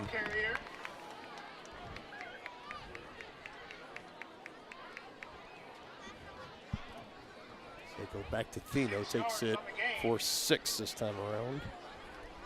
Haven't seen him too much in that backfield tonight for Basehor-Linwood. It's been heavily featured for Daring.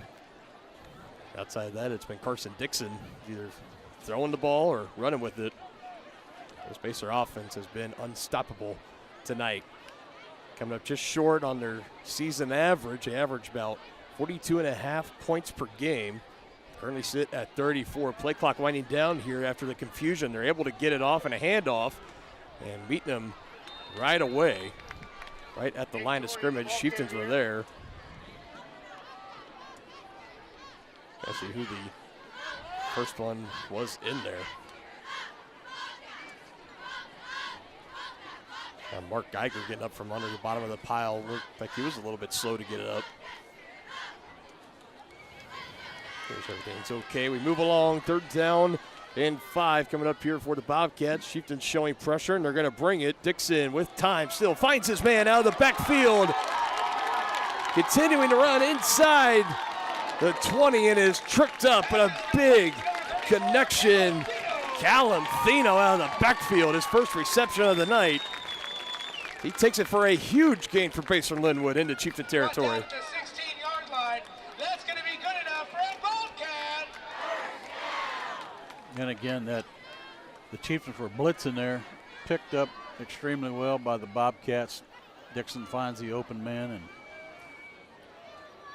back down in the red zone. Even 50 yards on that play. Keep Dixon in there, he may go over 300 yards tonight. And they keep having some confusion here with getting the play in, or no, it's just the end of the 3rd quarter. We've seen it a couple of times. That time was just the end of the 3rd. 4s are up here in Basehor-Linwood, and it has been all Bobcats in this one as they hold the lead going into the 4th and final quarter, 34-6. Let's catch the conclusion on the other side here on Tonganoxie Sports Live. Voting from the homecoming parade last night. Does your roof have possible storm damage? Looking to get solar panels? Or is it just simply time to get it inspected? That's where Balmer Roofing and Solar come into play. Balmer Roofing has a combined 40 years of experience with JAF Master Elite and Emerald Pro contractors. The Balmer family and their team are ready to give your house a brand new roof or solar panels at an affordable cost with a 50-year warranty. Life has mishaps and they want nothing but your customer satisfaction. Let them prove why so many of your neighbors choose Balmer for their roofing projects. To schedule a free inspection, call 913-845-5252 or visit them online at balmerroofing.com. Ridge Med Spa in Tonganoxie is more than a destination. It's an experience designed to redefine radiance and inspire success. Dr. Mark Peterson and Laura Snow facilitate and encourage both providers and clients to live life to the fullest by investing in themselves. Their new space offers services for medical weight loss, IV nutrition, laser hair removal, laser skin rejuvenation, hydrofacials, and Botox. Visit ridgemedspa.com to book your appointment today in Tonganoxie. Illuminate your beauty.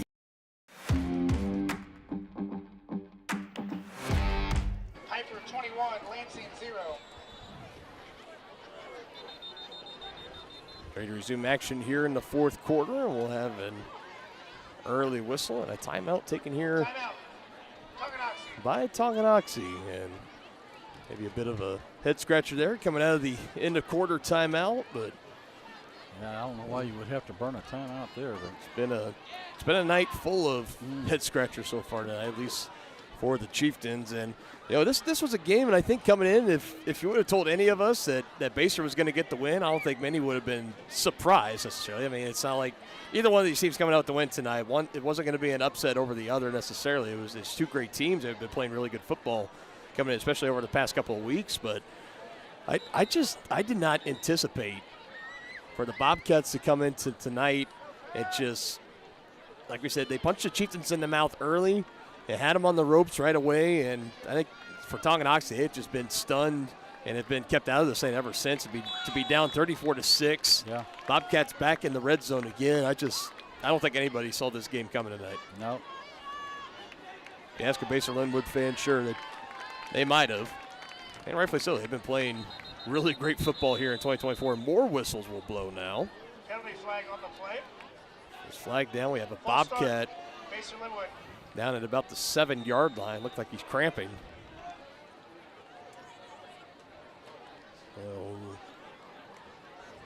at a false start, so that'll be 5 yards up.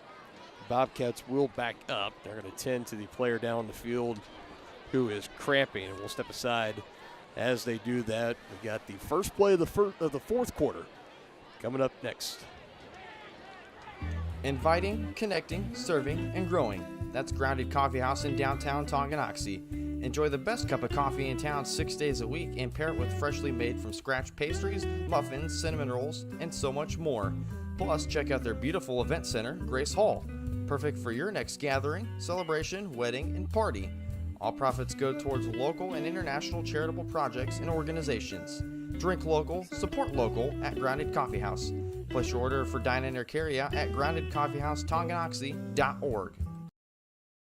Make the landscape of your dreams a reality with a stop at Oak Creek Nursery and Landscape. Just 15 minutes outside of Tonganoxie, come explore their full nursery of plants, trees, shrubs, annuals, and perennials.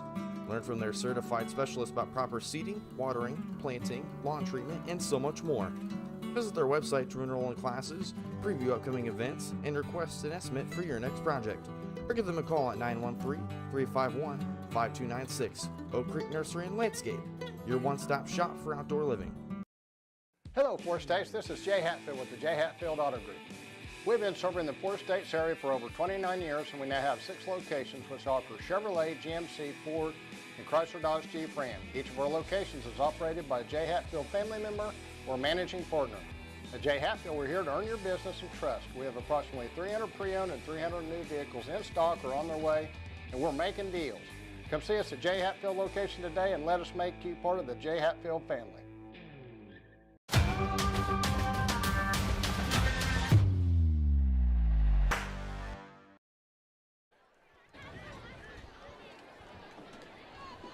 The injured Bobcat down on the play.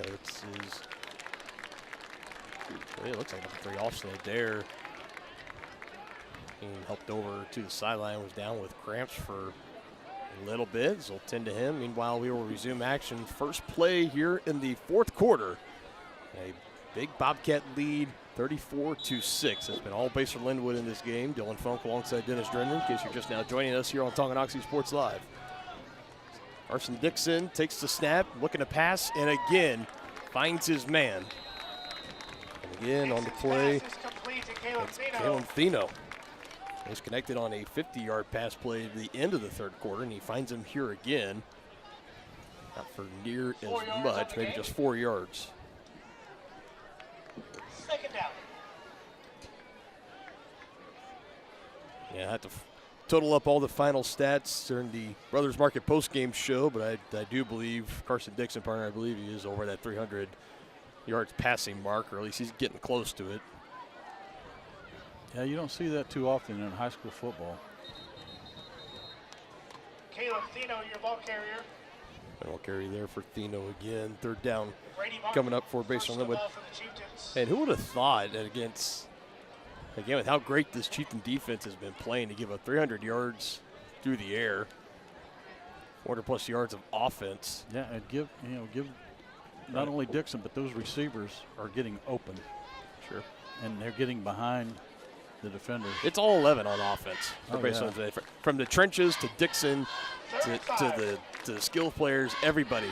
They have showed up and they have been doing their job tonight repeatedly against the Chieftains. This one dropped by Morrison. Incomplete. Was trying to come back over the middle. A couple of Chieftains were in the area. Might have mixed them up a little bit, and looks like they might send Zimmelman out for the field goal try.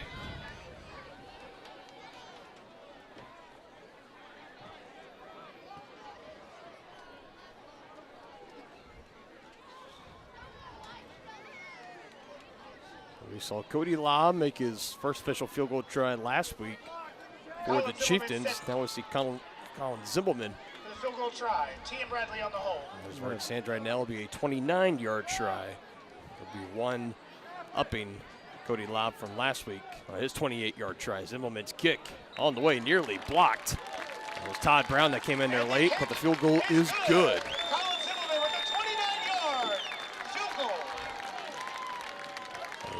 Lucky number 37 tonight for the Bobcats. They extend their lead 37-6 over the Chieftains thanks to the 29-yard field goal from Zimmelman.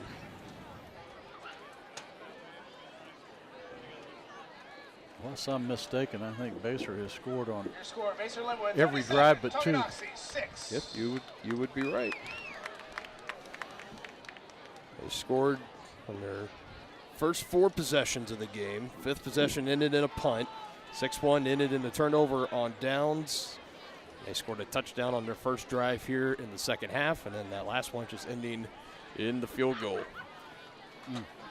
Meanwhile, for Tonganoxie, they had the turnover on the kickoff return. They had the interception on their first official drive, followed by back-to-back punts, a touchdown on the 4th drive, and a punt on the 5th drive. They into half on the 6th drive. That's how that one came to an end, and then they punted on their only drive so far here in the second half. We'll see the offense back out here again just for the second time in the second half with 10:33 still to be played here in the fourth quarter. And not only is this Basehor-Linwood offense, if they've been coming out and they've been dominating on every other aspect as far as yards and points, but time of possession as well. Yeah. It's not like they're coming out and they're scoring all of these in very quick fashion. I mean, they're finding ways to put drives together, drive down the field, and then cap it off with either a big play or they'll just nickel and dime you all the way down the field and cap it off with a score. Kickoff return here again, and it's Marins. He had a big return earlier that took it into Basehor-Linwood territory back in that first half, but he gets stopped here after he crosses the 25-yard line. And not in the territory of a running clock, but time it's definitely not in favor of the Chieftains in this one. Under 10.5 to go. Look at that scoreboard, 37-6. 1st and 10, Chieftains. Got to find a way to collect and try to finish the game strong. Probably something to build up on going into next week's prep against Eudora, again on the road. Yeah, no question. On the ground, Brady Martin. Might see a little bit more of him later on in this game. Makes a decent carry there, about 5 yards picked Howard up. On the stop for Basehor-Linwood. It's 2nd down. Like we talked about all through tonight and a little bit of the game last week too with Tanner Hand, that he appeared to not be fully 100% healthy out there. Now at this point in the game, and a game that's fairly close to being decided, I'm trying to be the ultimate optimist here, but I think that's going to be the end of the night maybe for Tanner Hand. Talon takes this one, a good carry right up the middle. Good strong run. He lowers the shoulder at the end, takes on some contact. Jacob Sharp and others in on the stop for the Bobcats. But a gain of 6 for Talon keeps the chains rolling for the Chieftains. See if they can get one across the goal line here. 1st and 10, Chieftains.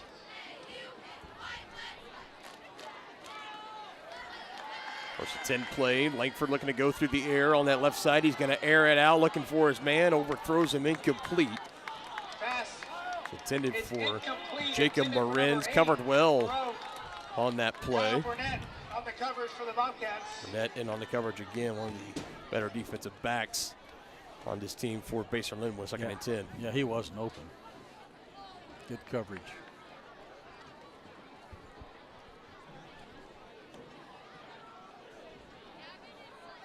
Second and 10.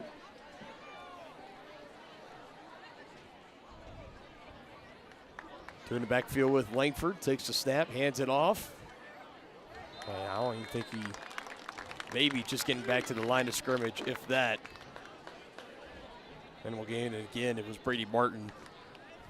I think they're going to say he just got back to the line of scrimmage for no gain. So see Jacob Marins come back out on the field. 3rd down and 10 for Tonganoxie. Again, 3rd downs haven't been the best tonight for the Chieftains. Just only 1 3rd down converted this entire game. Oh, you can't win games doing that.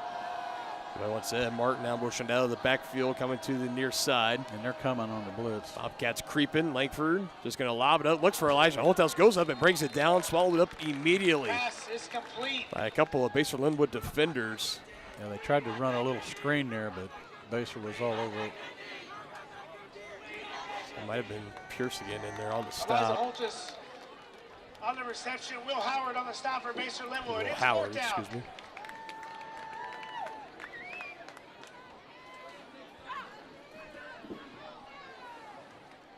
Towson have a lot of receptions on the season, able to collect one there. Chieftains will punt it away again. So we now dip under 8 minutes to play in this fourth quarter. Good roll here. And again, Bobcats will be pinned inside their own 15-yard line as Dixon and company make their way back down onto the field. I think if they were to come out and put one more score up, that would put the running clock into effect, but again, at this point, for the Chieftains, just got to find a way to go out there. I know, things haven't been going your way tonight. It's real easy to be discouraged, and there's nothing more you almost want than just to take that clock to triple zeros and shake hands, try to take the loss, learn from it tomorrow in film, and move on to get ready for Eudora. But there's still 7 minutes, 45 seconds that have to be played out there onto the field. I'm sure the coaches are challenging their manhood. Hopefully they won't give up and won't quit. Bobcats will keep it on the ground here, stretching out to the right side. Breaking tackles, penalty flags come in. Penalty flag on the play. We're seeing more and more players shuffled in here for Basehor-Linwood. And flag in the area and in the direction of holding on the offense, and that's exactly what it'll be.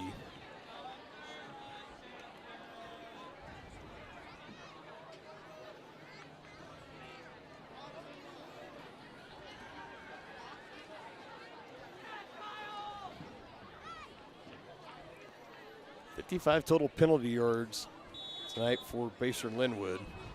40 for the Chieftains.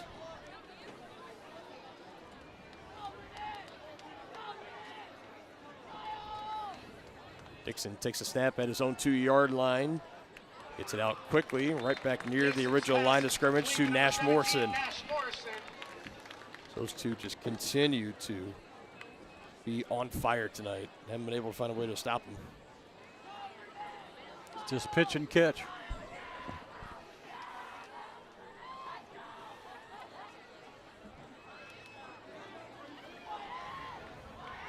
Dixon definitely looking like the Metro Player of the Week.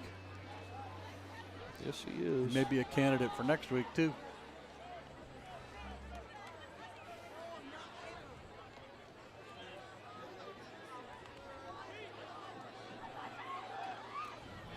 Kept up the middle game here. Third down long coming up for the Bobcats. Bowie, Jeremiah Bowie, 6'2", 185-pound junior, in on the carry, the third-string running back, now into the ball game for Basehor-Linwood.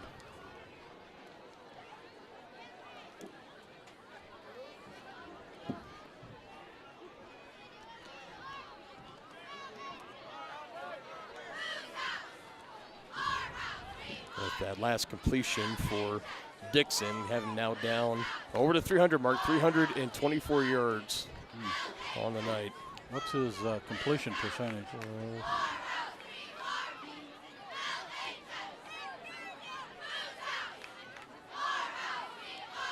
He's going to go up here, another completion. Roman Miller runs through a couple of tacklers, trying to take it the distance. Couple of Chieftains going to track him down at the Tonganoxie 25-yard line. Roman Miller has come alive for this Basehor-Linwood offense.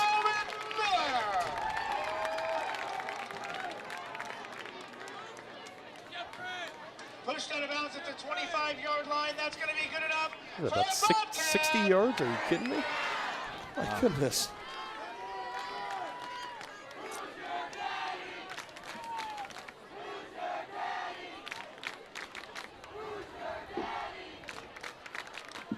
Morrison and Miller now each over 100 yards receiving on the night.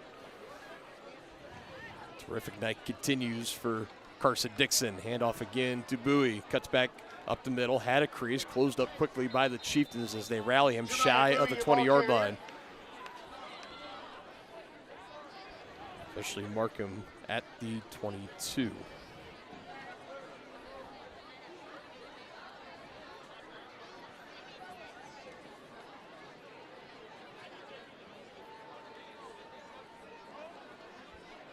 High energy on the Basehor-Linwood sideline, getting the big win against your big rival on homecoming, and it's pure deflation on the Tonganoxie sideline right now. Again, a lot of shocked and stunned faces, the body language. Fouled it for a moment, collects, now runs with it. Some green grass in front of him. Eventually brought down out of bounds by Kendall Smith. Jeremiah Bowie, the ball carrier. Bowie, I think they're going to mark him just a yard shy of picking up that first down.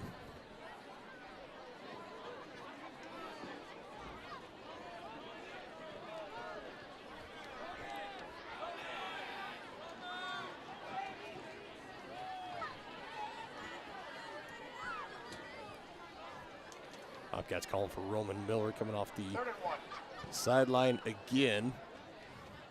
We're going to feature him here, 3rd and 1. Bobcats looking to pick it up here, keep this clock running. About to approach 4 minutes left to go. Making a couple of moves, eventually brought down again. Jeremiah Bowie on the run, picks up another Bobcat first down.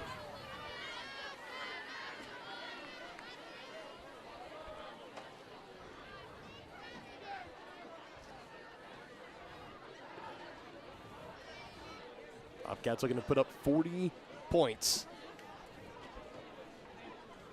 Cap it off with a touchdown here. I believe the only game they haven't scored 40 points in yet this season is back against DeSoto when they won 21-7. Outside of that, they've been able to put up 40-plus points in each game. Bowie again, trying to avoid a couple of Chieftain tacklers wrapped up around the waist. And does not get any further. And Bobcats just continuing to keep it on the ground, grinding away this clock. By the time they get this next snap away, it'll be under 3 minutes left to go in the ball game. Ask everybody to stick around for a little bit for our Brothers Market post-game show. We break down this matchup, give you guys some final stats, and we'll take a preview of the action coming up, all that and more coming up later on in the Brothers Market post-game show right here on Tonganoxie Sports Live. Another play on the ground to Bowie, trying to stretch it out to that far side. He runs through a couple of Chieftain tacklers. Not sure how he got through there. But Chieftain a little bit slow. I believe that was Brady Martin. Appears to be okay. And Bowie takes it close again to a first down. Maybe just short by a yard or two. 3rd down.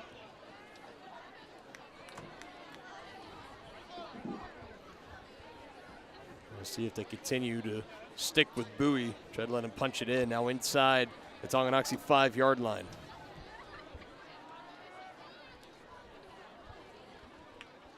Dixon calls for it, hands it off. Bowie to the goal line, tripped up, called him about short. Looked like. So no official signal yet. Now they're going to call him short, right about the 1 or half-yard line. Maybe just will take one more play to punch it in. Gain of 2 yards. That's going to be good enough for the Bobcat. Was able to pick up the first down, so positive there for the Bobcats. Yeah, they're probably going to give it to him again, let him try to pick up a touchdown. The only thing I hope doesn't happen is that there's not those extra words that's exchanged or push comes to shove and kind of tempers kind of boil over here.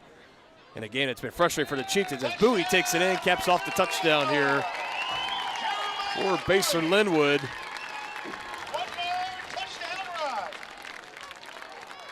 Puts it in from 1 yard out. Bobcat offense does their job again. They go right down the field and score.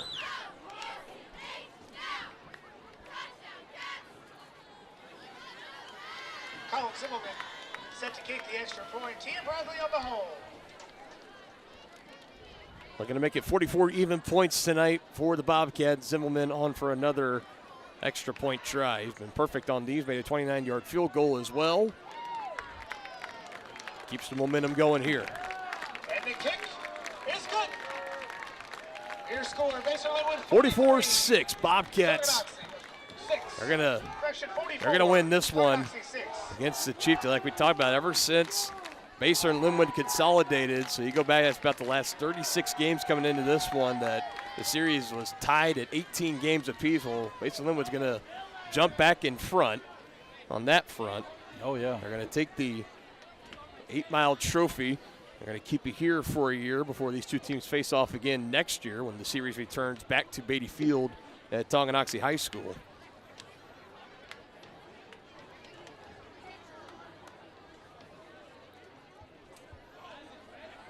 Tonganoxie will still lead the all-time series, 32 to what will soon be 28.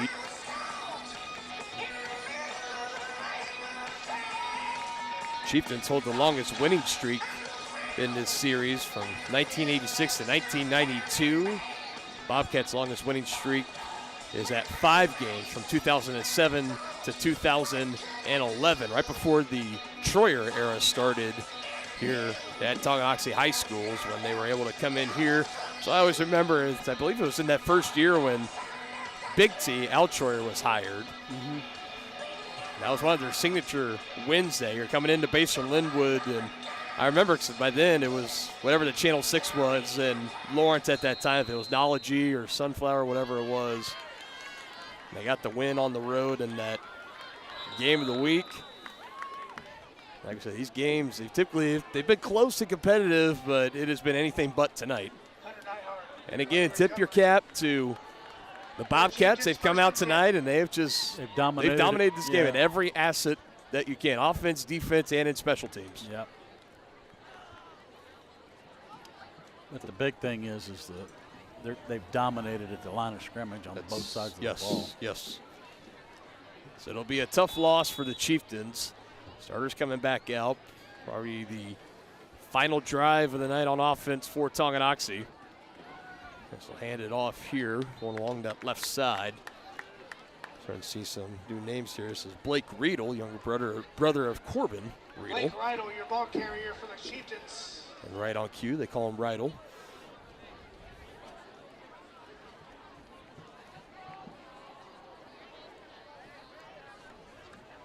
Again, for Tonganoxie, not in a hurry here. Just want to run a couple more plays here, get out of here. It's going to be a little bit of a tough film session tomorrow. They're going to have plenty to try to look over. They'll try to move on, have a short-term memory, and get back out on the road. Good run here for Blake Riedel. Look at Blake Riedel get to go here. Into Bobcat territory, past the 40-yard line.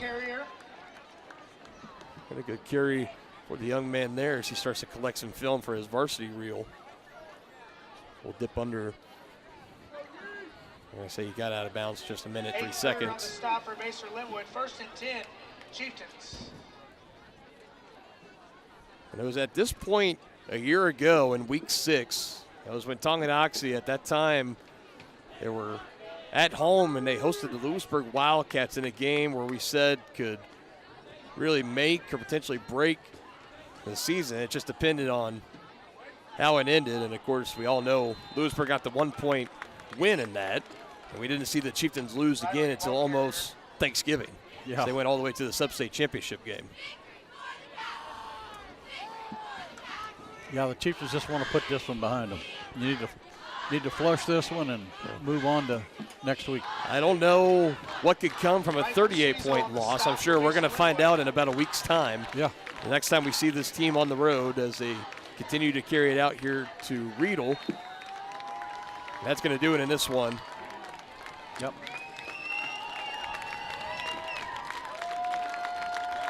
Hope we have a cordial handshake line. I would see no reason not to at this point. Bobcats 44, Chieftains 6. And the 60th edition of the 8 Mile Showdown goes all the way of the Bobcats as the Chieftains were pretty much put out of it almost from the start. They had the one scoring drive. It was a 67-yard touchdown from Talon Langford to Todd Brown. And outside of that, there was nothing. 2 costly turnovers tonight for the Chieftains, only 1 for the Bobcats. Basehor-Linwood able to capitalize on both turnovers for Tonganoxie for 13 points. The Chieftains were kept out of the end zone on the Basehor-Linwood turnover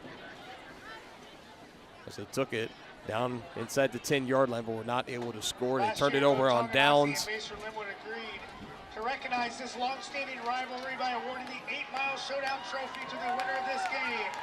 This traveling trophy will go back and forth between the schools depending on the winner each year. Tonight, the 8 Mile Showdown Trophy comes back to Basehor-Linwood.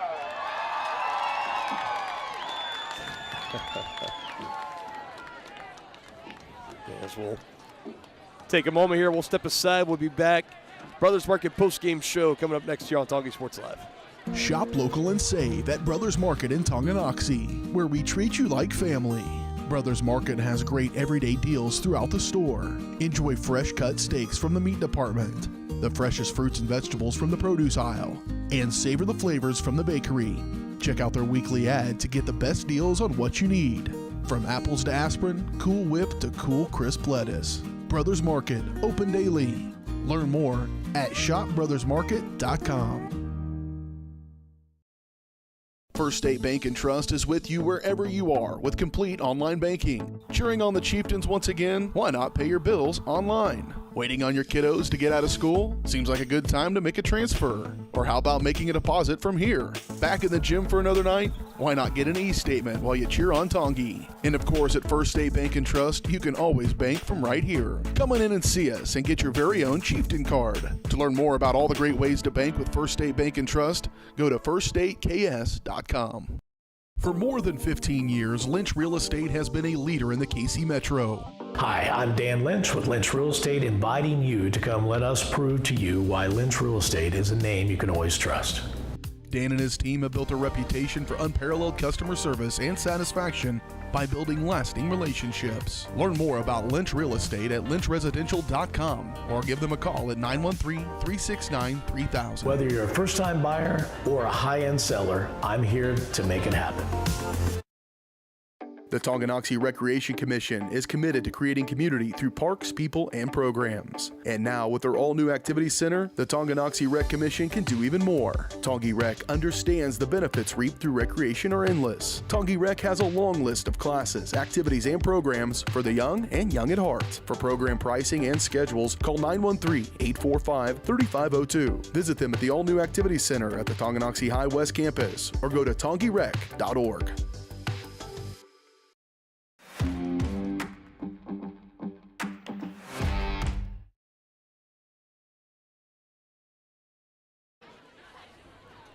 All right, welcome back here on Tonganoxie Sports Live. We wrap it up here in the Brothers Market postgame show. You can check out their weekly ads and specials in-store or online at shopbrothersmarket.com, where they treat you like family. Final score in this one, Basehor-Linwood 44, Tonganoxie 6. And, you know, this is, again, I go back to a year ago where it was a week 6 loss that we didn't know where this Chieftain team was going to go from there. It's a lot different when it's a 1-point loss to a 38-point loss. But you know, I think, one thing's for sure, there's going to be a lot of things that they can watch over from this game. I'm sure it will start with film tomorrow, and then they're going to quickly move on to Eudora. They got coming up next Friday, another tough road test for the Chieftains, and they're just going to find a way short-term memory, learn from your mistakes, and try to bounce back. That's really about the only thing you can do after a game like this. Yeah, I mean, only thing you can do is try and use this as a learning experience, and you know, there'll be a lot of opportunities for coaching coming up. So we'll see how it goes. So give it to our Midwest Carpet Center player of the game. I know I don't think it goes without any question tonight. Carson Dixon for the Basehor-Linwood Bobcats. Just a tremendous night on offense. Nearly, was within reasonable striking distance, almost 400 yards passing tonight. He's gonna finish with 384. 384 and again, I'm not the official stat keeper by any means, score keeper by any means, but it's got to be close. I have found I'm usually within about 5 yards, one way or the other. So take that for what it's worth.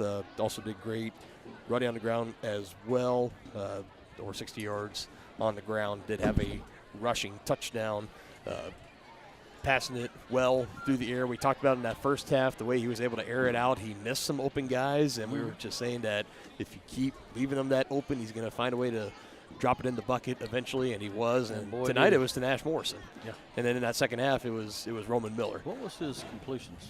Or do you have that? I can tally that up here real quick, but I want to hear. While I'm doing that, I just want to hear your thoughts and where we go from here. Well, you know, as far as the Chieftains go, you just got to put this one behind you and look forward to, you know, a league game that you got coming up, because that's what matters. And it's just not much you can do. Just tip your cap to the Basehor-Linwood Bobcats and go back, study, and get better. That's all you can do.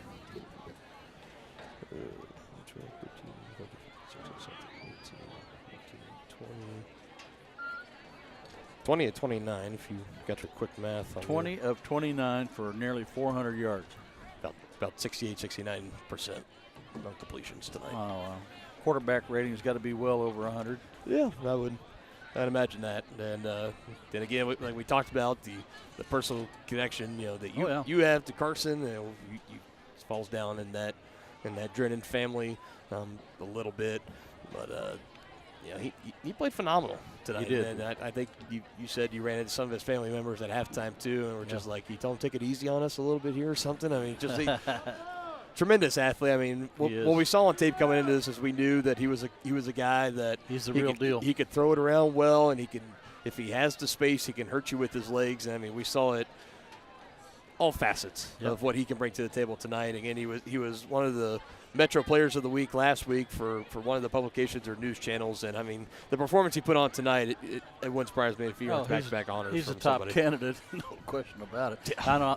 There's not too many high school quarterbacks that put up almost 400 yards passing. No, it just doesn't happen. No, and it's quite unheard of. I mean, Morrison over 100 yards receiving, Roman Miller over 100 yards receiving. Miller didn't have his first reception until the second half, until the third quarter. And, I mean, he just exploded. And, I mean, it helps when you have a 30-yard reception and a 60-yard reception. Don't get me wrong, but, that was one of the underlying storylines coming into this was the former Chieftain. How was he going to show out against his team? They kept it quiet in the first half, and we saw him explode in the second half, and he was letting them hear it too. The body language was there, and it was all night long. Yep. And for the Chieftains, again, that's what makes it even, you never want to lose 44-6, but you never want to lose 44-6 to Basehor-Linwood. Absolutely not. That just kind of that extra salt in the wound there. It does not make it any easier. So we'll see where the Chieftains go from here after this game tonight. But, again, we'll take one more look at what we have coming up. We're going to be back here very soon on Tonganoxie Sports Live. Again, on Tuesday, our third and final regular season volleyball matchup on Tonganoxie Sports Live as the Chieftains will host the Spring Hill Broncos. And then football the rest of the way. A week from now, we'll be at Eudora, and then we'll be back at home on the 25th. That is senior night against Ottawa. That should be a great game back at Beatty Field. And then we'll wait and see where the final record stands for this Chieftain team on November 1st. That'll be the Week 9. It's kind of a gray area. Some people don't consider it a postseason, but if you lose, your season's over. So I consider it postseason. So I call it the Week 9 postseason game. It's the first round of the playoffs. Yeah, so 3-3 is where this team currently stands right now. And, you still have a chance. Go on the road. You could take one against Eudora and come home and face an Ottawa team who I know they were really one of the top teams favored to potentially win the Frontier League this year. They've kind of showed some flaws over the past couple of weeks. We'll have to see what their score is tonight against Bonner Springs. So I imagine they're winning big in that one. We'll just have to wait and see. They just got to focus on these last 2 weeks. If you try to find a way to salvage this season, and if you get to the Week 9 postseason matchup at 5-3, maybe we'll see. This is still a Tonganoxie team that is good. I want people to know that as we sign off tonight. This is still a good Tonganoxie team. They ran into a buzzsaw tonight. They absolutely did. And all credit to Basehor-Linwood. Yep. Again, offense, defense, special teams, they played tremendous tonight. Carson Dixon had a game of a lifetime, and Nash Morrison, Roman Miller, many others had a great game tonight as well. And the Chieftains just came up on the short end of it. There's going to be games where the Chieftains will beat the Bobcats 44-6. It just wasn't tonight, and that's okay. So we'll see how they respond a week from now, but we will see everybody again on Tuesday. I want to thank everybody that joined us tonight. If you saw our message earlier about the internet, I kept my eye on it throughout the game. I didn't see any problems, so thank goodness. Shout out to BJ Harris for getting us the good hotspot for tonight, hooking us up with the backup internet. So I want to thank everybody for their patience. If you had any troubles, if there's any buffering, lagging, whatsoever of that, thank you guys for your patience and hanging in with us tonight here on Tonganoxie Sports Live. Third time's the charm, right? Absolutely. This is our third broadcast of Basehor-Linwood. It's the first one we've actually done all the way through the end, from first quarter to fourth quarter. So it was great. 8 Mile Trophy will stay here at Basehor-Linwood for the next year. These two teams will meet again, I'm sure, next October back in Beatty Field. We'll look forward to bringing you that one when that time comes. But we move along to volleyball coming up on Tuesday alongside Dennis Drennan, Cody Witt, the principal at Tonganoxie High School, Josie Eustis, the athletic director, and along with everybody else at Tonganoxie High School allows us to come in and do this here on Tonganoxie Sports Live. I want to thank all of them. I'm Dylan Funk saying so long, and we'll see you next time right here on your home of the Chieftains, Tonganoxie Sports Live. Everybody have a great, safe weekend. We'll see you on Tuesday.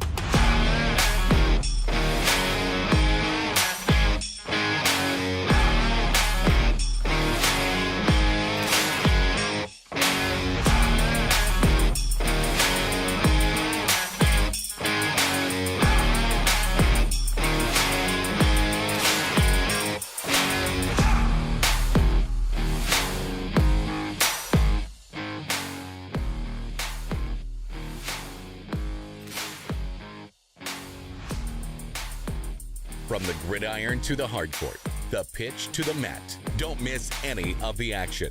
We're there with live, local sports coverage at VarsitySportsLive.com.